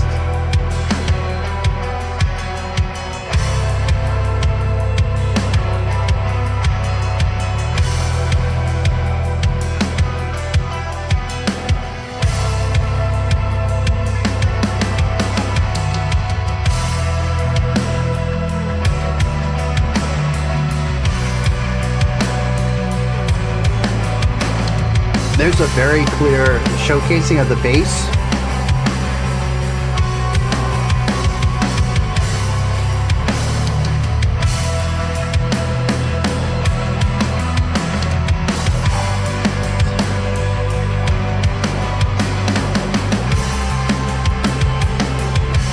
The constantly developing drum parts, just phenomenal.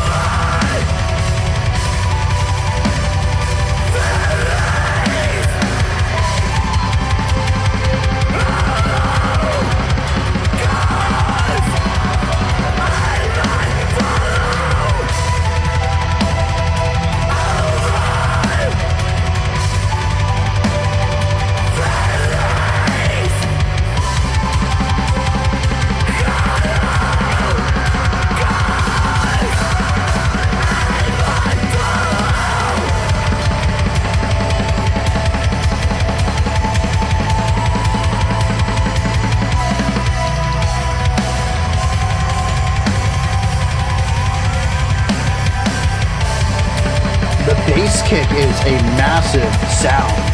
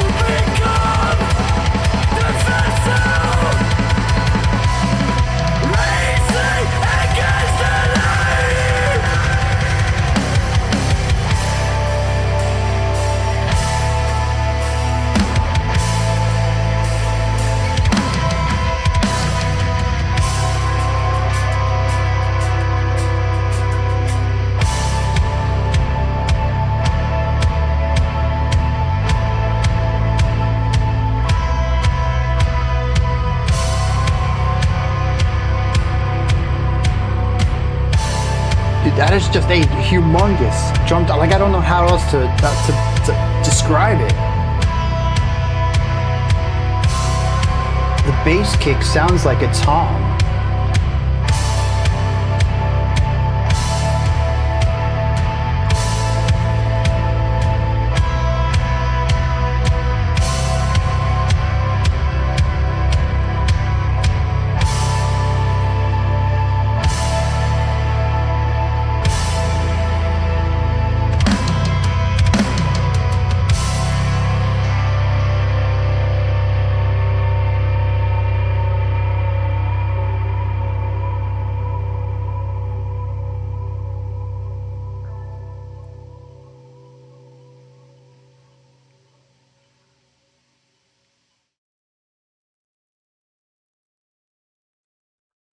Now, I know I do this on almost every Extreme album. the song that is the least extreme tends to be my favorite, and Hollow is definitely my favorite song on the album so far. It's moodier dreariness and reluctance to engage with the excessive elements that this album has consistently found itself playing around with is definitely something that draws me to it subjectively. There's a lot of parts of this album, I mean, of this track that I would describe as beautiful. That's not a word I'd use for a lot of this album. Well done, masterfully crafted, beautiful pacing and flow, but sheer beauty is not something that it ascribes to. It's depicting a rather negative perspective on life. This song, though, aims to find something beautiful. I don't know what yet. We'll hit the lyrics on that later. It is not a positive beauty, though. This is beautifully dreary. It's sincerely melancholic. It is a heavy fog that sits upon this song. And a lot of that comes from the harmonic and melodic side, something we don't actually talk about too much on this album. You know, we brought it up with track 1, but the rest of the tracks have sort of just been, this was a heavy, angry song. This one had a little bit more lightness to it. It's like, they're not really tracks that are going for emotional maturity, more so than saying, you know, this is the feeling I have, 15 minutes of that feeling. And sure, this one does that too, but the consistent melodic movement, the evolution of the melody riff on the guitar, and eventually the keyboard, the synthesizer, I mean, that, especially I would say the final minute and a half of the song, 2 minutes, somewhere in that range, the melodic element of it, I think, absolutely sells it. This darkness, this gloomy grayness exists in the harmony and in the textures. Sure, it's this atmosphere that weighs over the track, but it's the melody, I think, that brings it all together. What adds this beautiful component to this otherwise gray, drab, and dreary atmosphere. It's the combination of all of that that really carves out the identity of this track and what makes it stand out. Now, granted, it also stands out sonically on this album. There's nothing else as light as this consistently, nothing else as, I'm going to throw this word out there, nothing else really as emo as this. There is definitely a lot of metallic elements in the middle, but the beginning and end definitely go into that very theatric type of dreariness, of melancholy that I associate with emo music. They just take a little bit of a metallic version of that and then eventually, of course, crank that up to the max and run into some pretty straightforward black metal ideas in the middle of the track. But this is an interesting midpoint of something close to a punkier style of music, post-hardcore, emo, somewhere in that vicinity, mixed with a more metallic, specifically a black metal component. That might be why also it works for me a little bit more. The theatric elements of it definitely speak to me. The beginning of the song kicks off with some very moody, dreary, reverb-drenched guitars. They play melodies, the melody echoes and reverbs out to the side. You get echoes of this sentiment that the guitars are crying about. There's a lot of negative elements in the guitar playing, emotionally negative elements. What's very interesting about this is that once the guitar sounds reach a certain point, they get distorted more. It becomes a swirly texture on the outside, almost as if the echoes of this are beginning to bounce off of the walls and the sounds are coming back and they're clashing, the echo versus the reverberance. It creates a very interesting type of sonic contrast, a sort of clashing of tones, creating something that I think in most cases would be dissonance if it wasn't the same tone running into itself. And you kind of get some of the waviness that dissonance has because of the lack of synergy in the sound waves themselves, but we're getting that from a consistent frequency of pitch. It's interesting because it feels dissonance, but it is tonally solid and it's balanced. There's also probably a little bit of extra texture going on here with the keyboard, maybe embellishing on it, maybe amplifying what's going on there. Maybe it's the keyboard entirely creating that element. I don't know.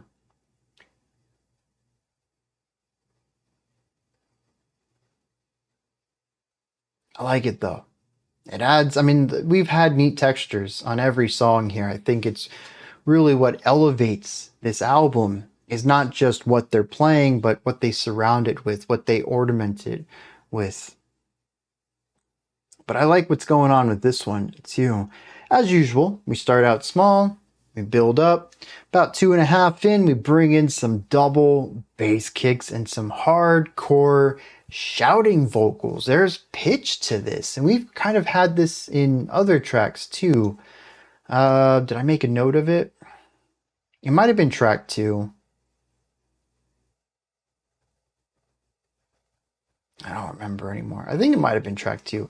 Anyways, pitched compressed cleans or pitched harshes, however you want to go about talking about it, because honestly, I don't know the exact technique to accurately describe it, but there's definitely compression, but there is control of pitch. You can find melodic movements in the vocals.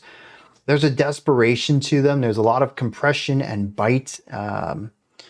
We've heard this style before. It's also really high in pitch, though.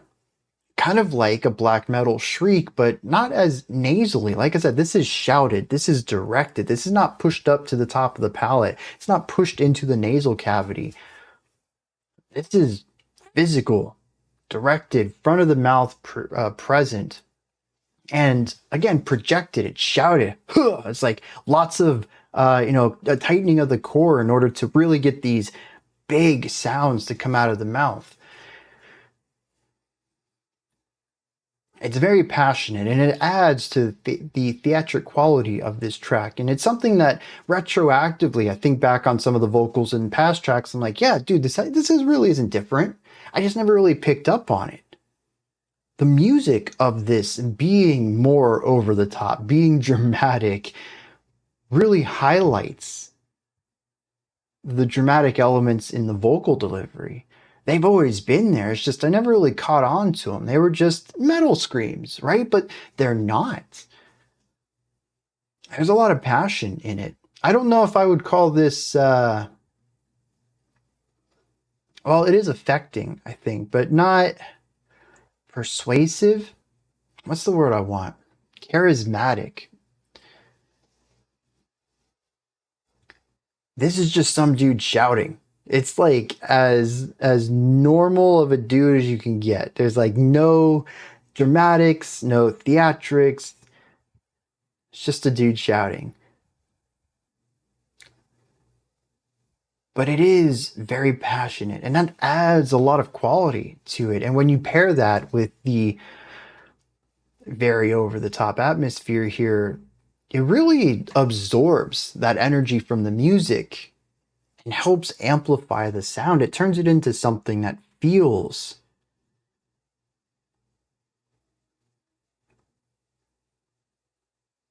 connectable. Like I emotionally am connected with this person here. And that's something I've talked about in the past regarding metal vocals, particularly growls and high-pitched screams, is that I have a tough time emotionally engaging with that when it's not only just the norm, but when there's not a lot of movement or contrast or dynamics within it by itself. It's one of the reasons why I tend to gravitate towards post-hardcore harshes or screamo. there's usually, to me at least, I have that emotional connection with them for whatever reason that is. And I just don't get that out of most traditional metal screams. And so for this to, at least to my ears, sound a little closer to a hardcore shout, it brings me into that. And I wish I knew what that quality was. Maybe it is just the simple inclusion of pitch, to have a melodic element, maybe not true melody, but a melodic component to the line. Maybe it's just the atmosphere around it. Maybe it's all of it combined. I felt this guy in a way that I didn't feel him in any other track.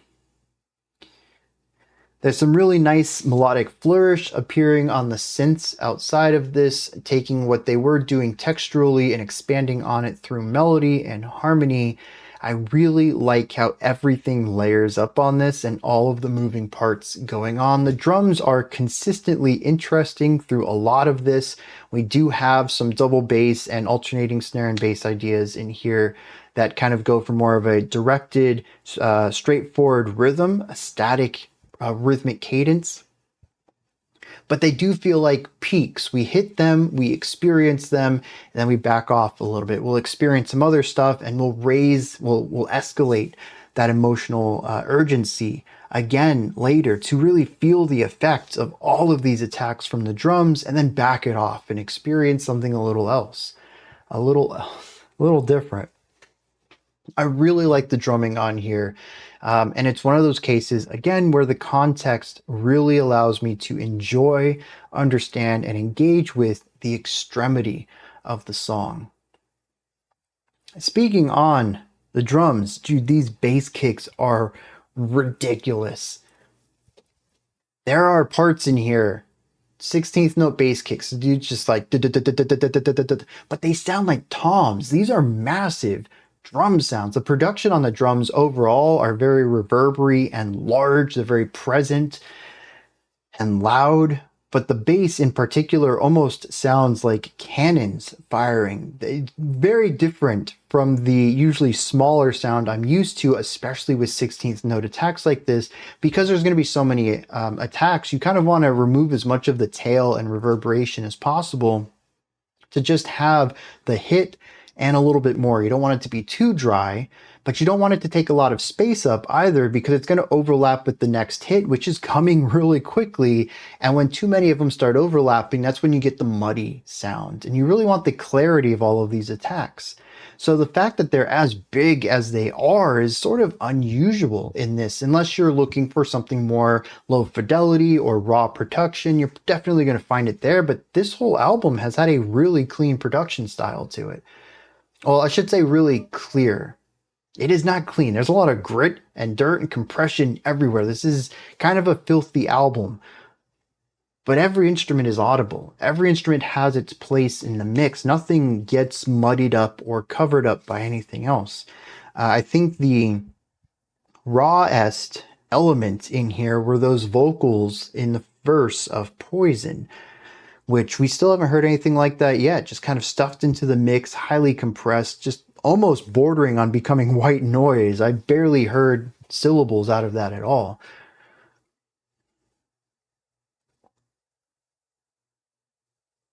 I like that though, especially when it comes to I feel like extreme metal, particularly kind of metal overall, but especially black metal. We've checked out black metal albums in the past, and the albums themselves are, on the production side, not really dynamic.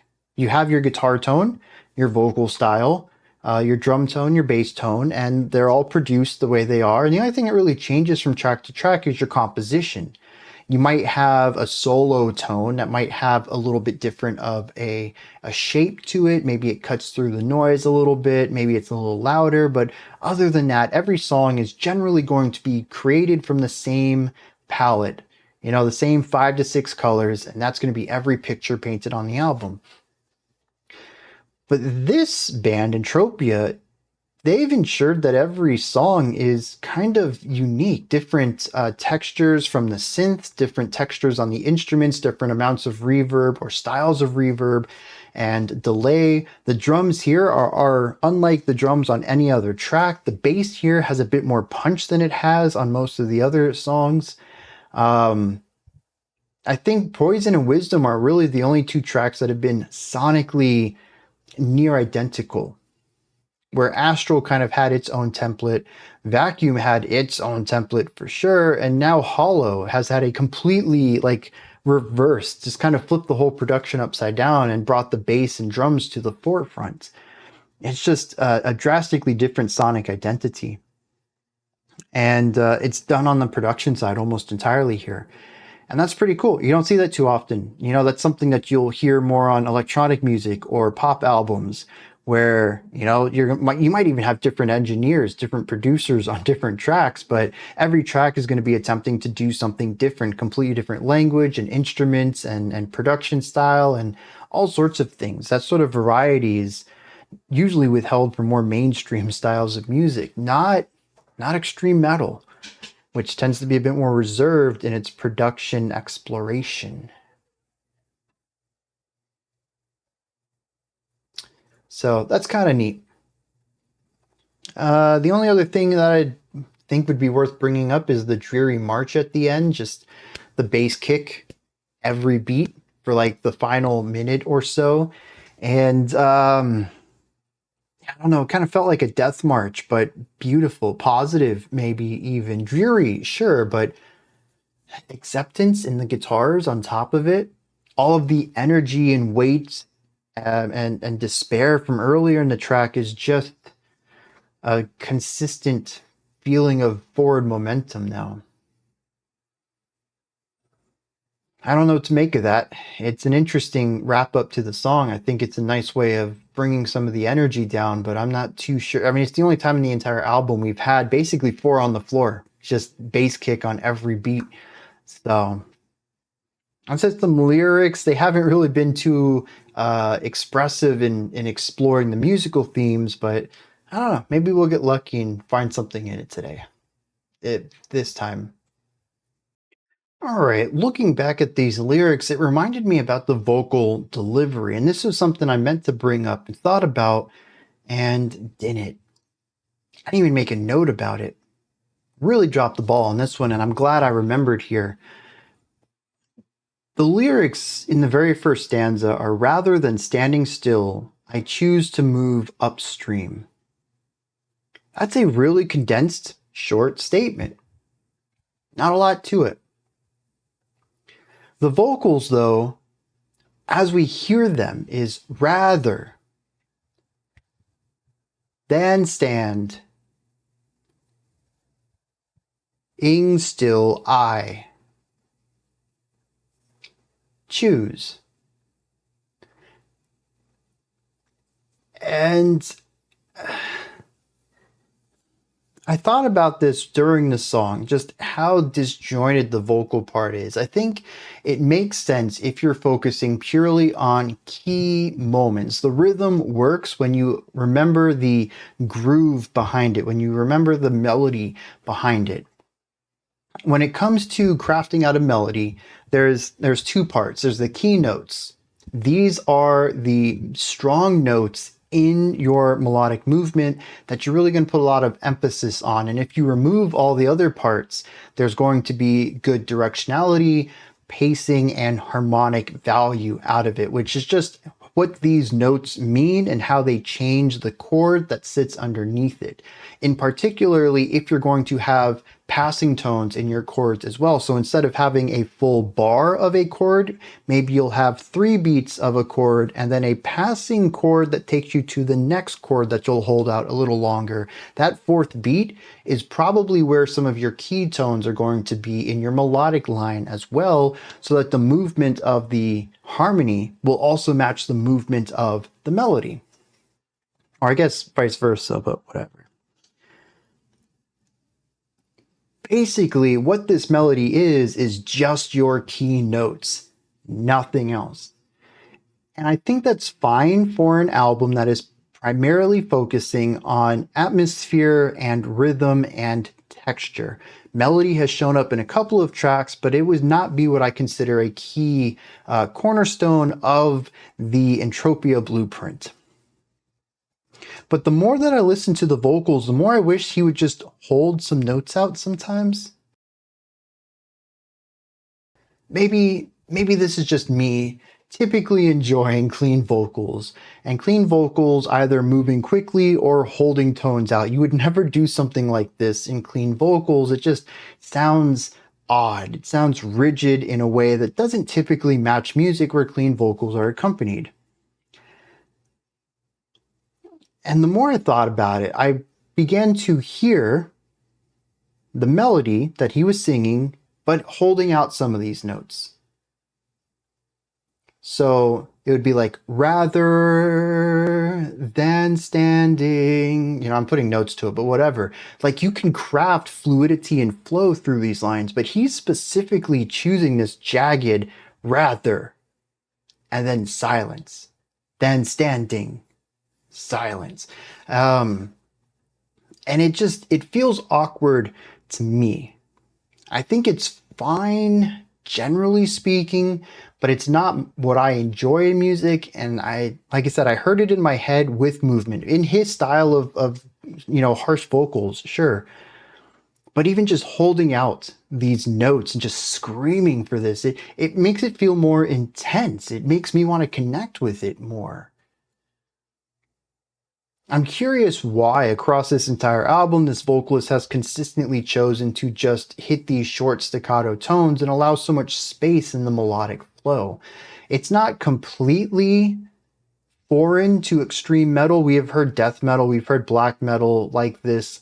Doom metal is even kind of 50-50. Sometimes your doom vocalist will hold tones out. Sometimes they'll just hit the note and then allow the instruments to fill the space between words. But I think generally, if I was given this music and these lyrics and I could scream well, like this guy, I probably would choose to hold these out as long as I could and try to create some sort of fluidity between the words, just for the musicality's sake, as it doesn't really change the meaning of the lyrics at all. Just a personal preference, though, not something that I think would objectively make it better. As for the lyrics, it is about someone who appears to decide to take control of what they can in order to adjust their outcome and be something more positive in their life.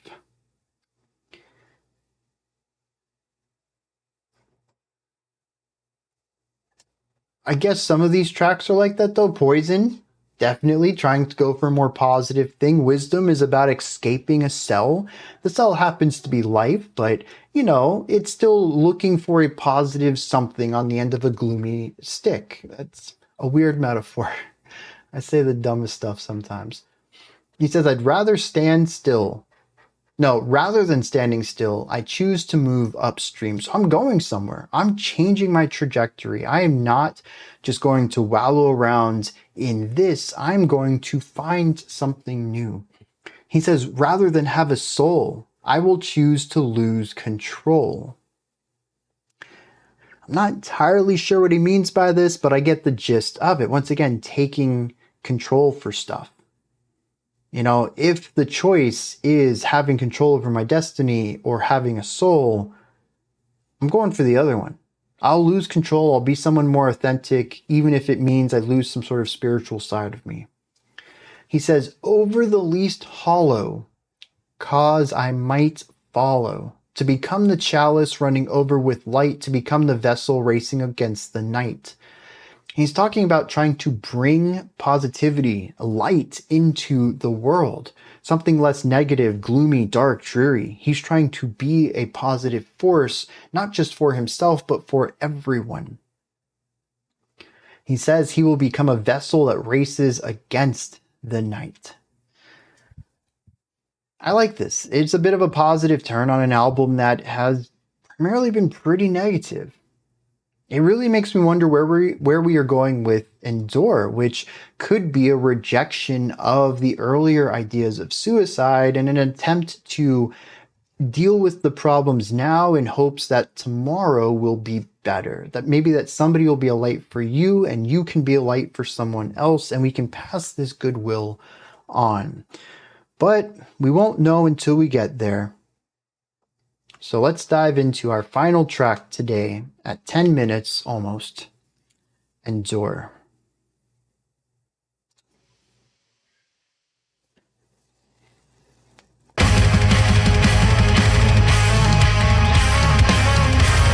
Oh, I like that harmony.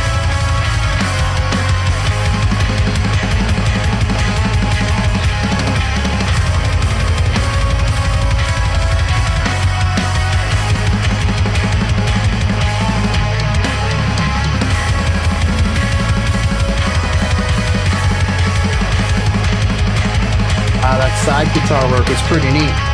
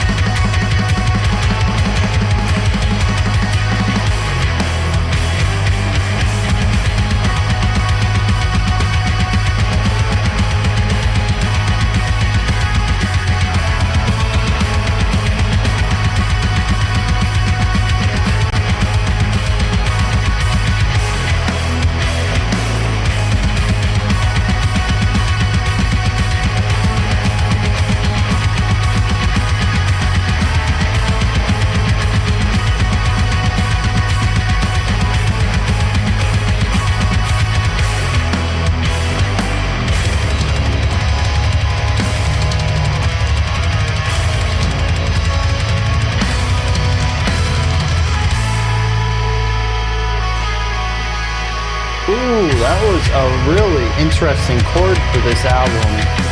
I mean, at the whole album. Yeah, this marks a distinct turn on this track into something more positive. Brighter?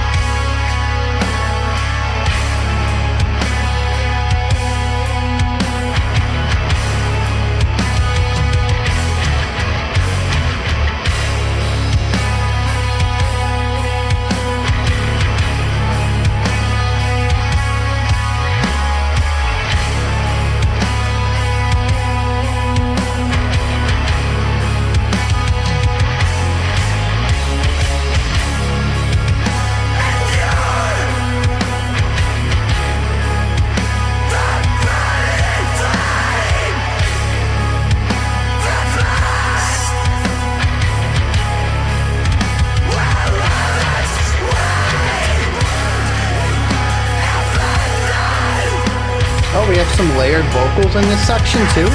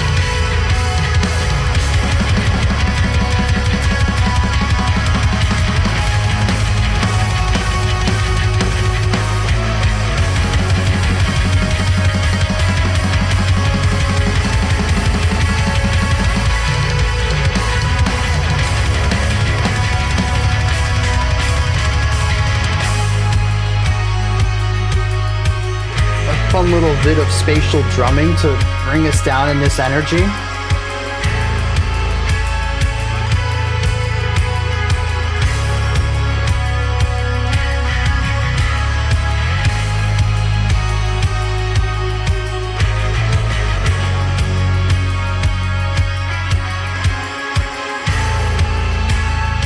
I really like the harmony of this too. It's bringing in a little bit of Baroque elements.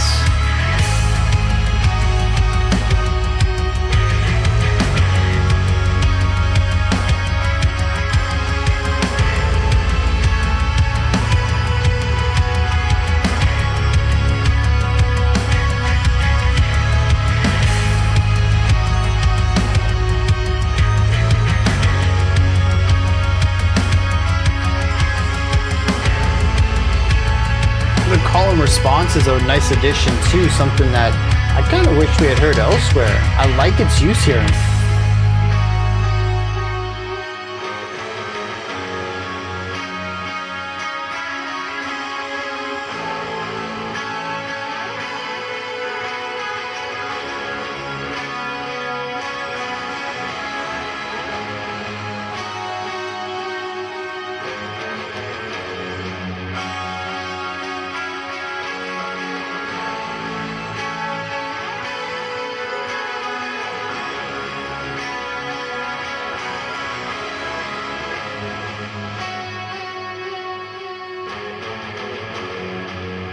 So yeah, using some filters on some of the layers and then just outright fading others out.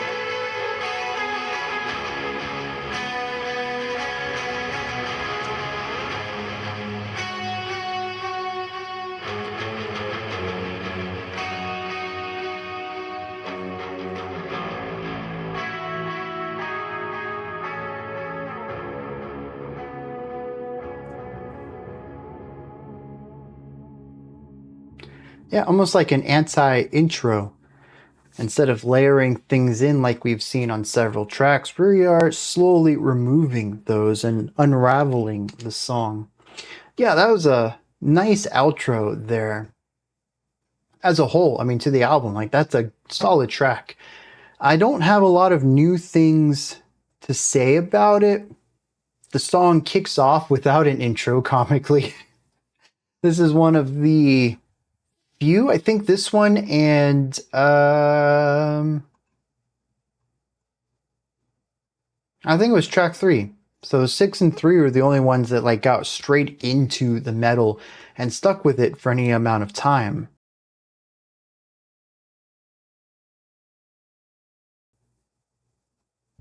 But we get right into it, and it's a nice combination of atmospheric and melodic black metals.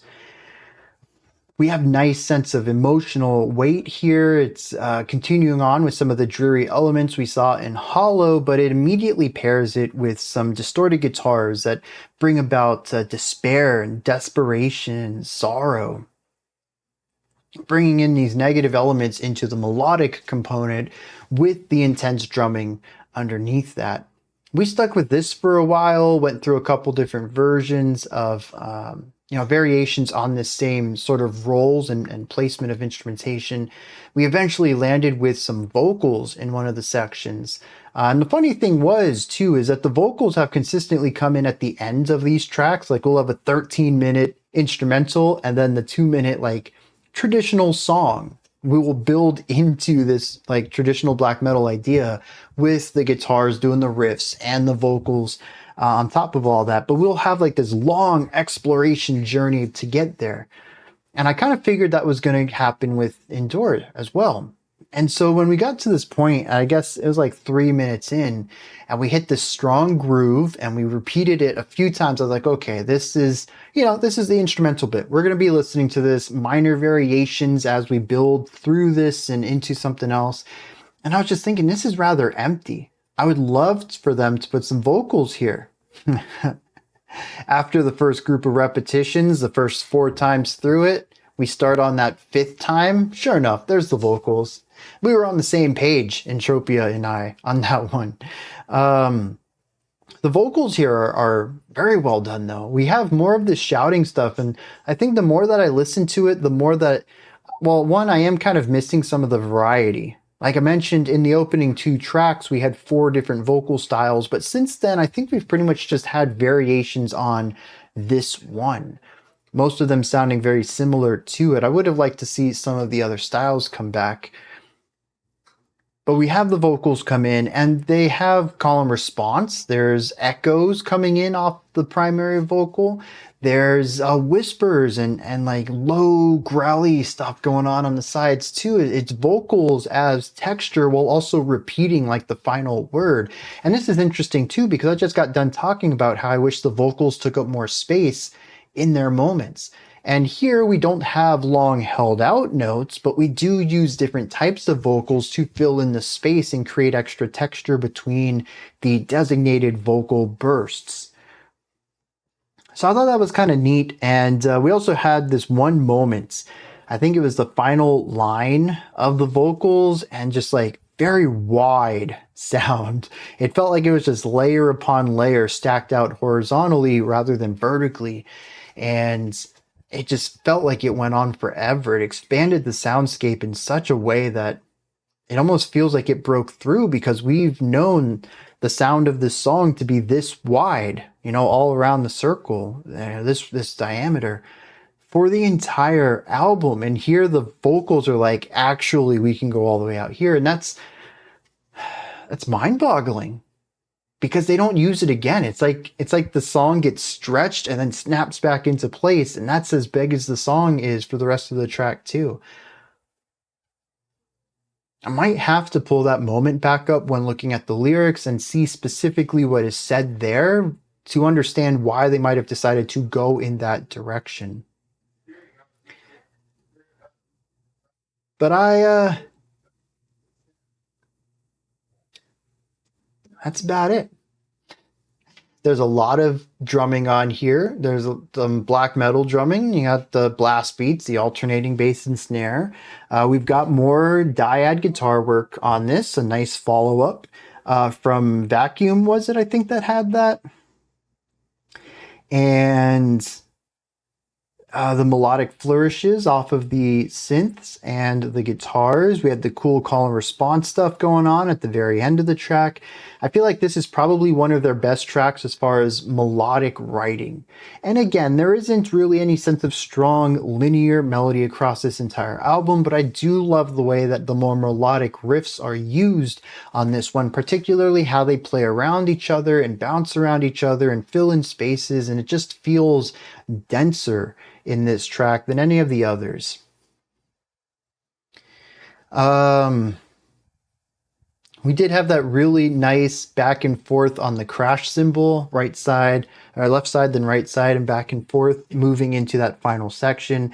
And I like the reduction of layers to act as an outro, primarily because every song has used the opposite of that as an intro, like I talked about when we came into this analysis segment. So I thought that was pretty nice too. All in all, this is generally just more of Entropia. 2018 Entropia. I don't know if this is how they always are, but this is definitely who they are for this album. But I do like the general movement emotionally of this track, starting off heavier and weightier and gloomier and darker, and much like Hollow, finding a brightness towards the end, something worth driving towards. And I mentioned there were a couple of notes in there in the middle that absolutely felt like a turning point, like things were changing. And one specific chord, and my ear perked up. Oh, that doesn't belong here. And then the next chord, well, neither does that. And then a third, and I see a new path being taken here. What once was a road that they had tread fairly often on this album, they had begun to veer off and explore a different path. I loved that because I'm sure it was designed to act as a moment of revelation, possibly for the narrator of this story, but also for the listener. I don't even think you need music theory to understand that that chord's not like the ones we just listened to for the previous 4 minutes. You may not know exactly why it's not like them, and you may not innately understand this new direction they're going in, but you're going to feel that change. And I think that is a wonderful moment in this track, and seeing the song evolve from there was really neat. And I hope the lyrics line up with some of that darkness turned light direction that the music explored. Um, yeah, I think that's about it for this track in particular. I do want to bring up this one concept, though. This album is black metal from start to finish, atmospheric at times, melodic at others, but black metal is the root. It does explore some other stuff, and the high repetition might even place it into the black gaze subgenre. Maybe. I don't know that I hear that, but I can like see it written as a definition, right? Black gaze writing, heavy repetition, lots of distortion. That's kind of gazy black metal. I mean, I don't know. All those sub genres, they're more that I understand them literally as definition more than I can gut feel them like some of y'all might be able to. But I think on paper I shouldn't enjoy this album. And I did. I don't know if it's something I would come back to, but I don't think that there were too many moments in here that I actively disliked. And unlike other black metal albums we've checked out in the past, I was eager to get to the next track almost consistently.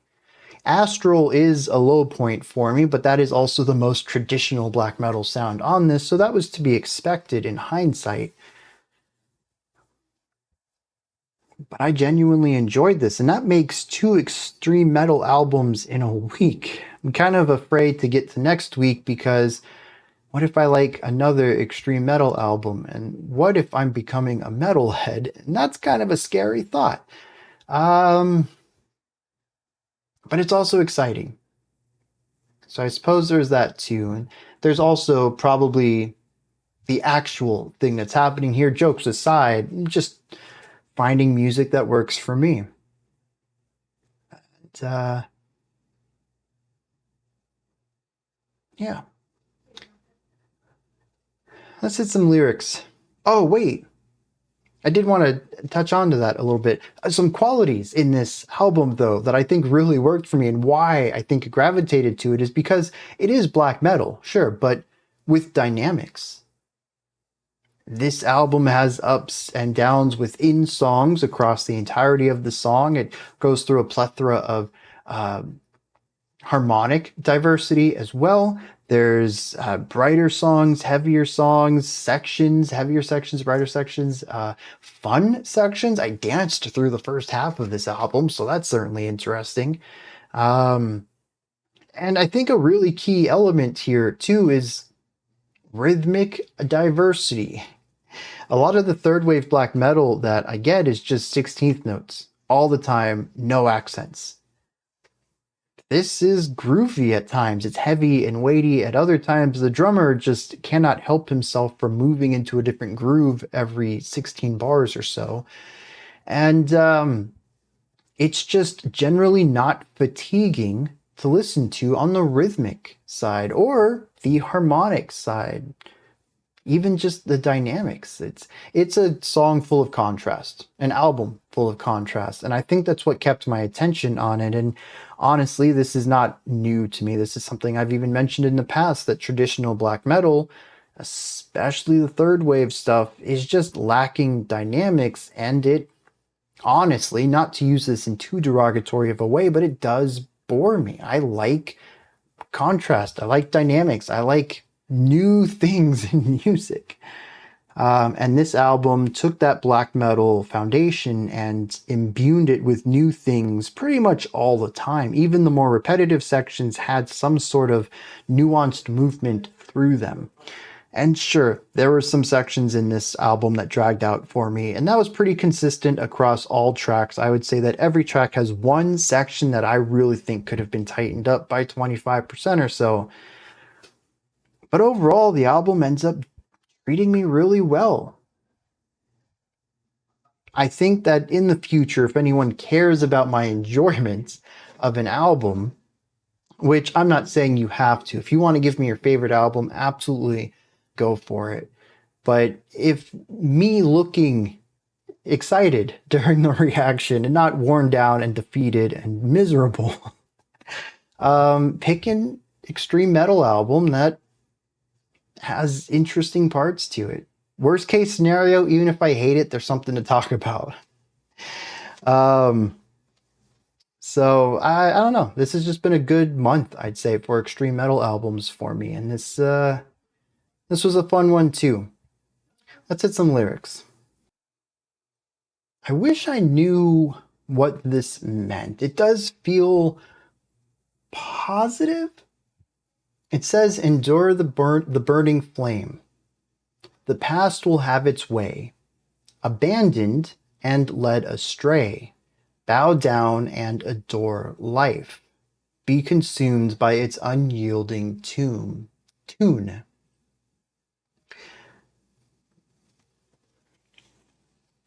Part of it feels positive. Adore life. Be consumed by its unyielding tune. I like that.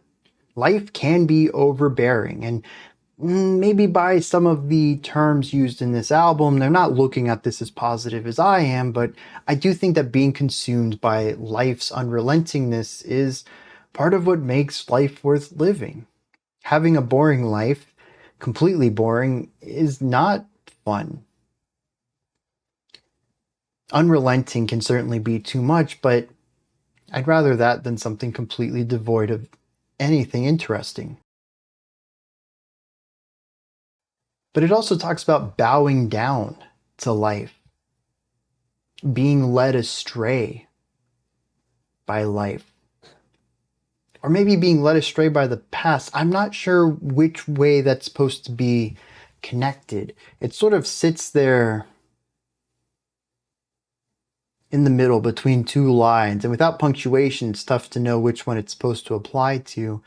But the idea of enduring fire, the pain of that, so that you can adore life, feels positive to me. And the music generally moves in this direction too, starting from something very aggressive and overwhelming, dreary, and moving into something positive, finding light within that.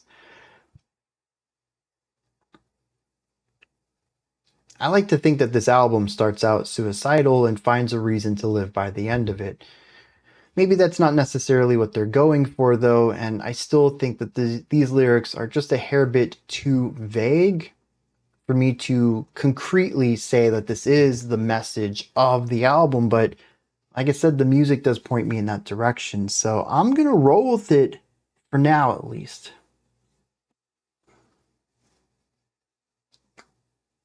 These are my thoughts, then, on Entropia's Vacuum. What did you think of this album? Is there anything that stood out to you? Anything that you'd like to add on to what I said or correct me on? Maybe you have your own opinion or perspective on any elements of this album. Please put all of that and any other thoughts you have down into the comments section. Above that, in the description box, you'll find a link to Linktree. Takes you here. You can find links to my music, ways to support the channel, a link to the Discord server, and so much more. Above that, if you could, like, subscribe, and ring the bell. I greatly appreciate all three of those. All right, that wraps it up for today. I'll be back tomorrow morning. Actually, yeah, I'll be back tomorrow morning. Will I be back tomorrow morning? No. No, I won't. We won't have a live stream tomorrow. I don't know what day it is anymore. We won't have a live stream tomorrow, but we will have a live stream every other Sunday of this week. However, Monday I'll be back with a continuation of this week's theme. We'll be exploring the rest of the songs for Covers Week. Until next time, remember to be critical, not cynical, of the music you listen to, and have a fantastic morning, afternoon, or evening, whenever you choose to watch my videos.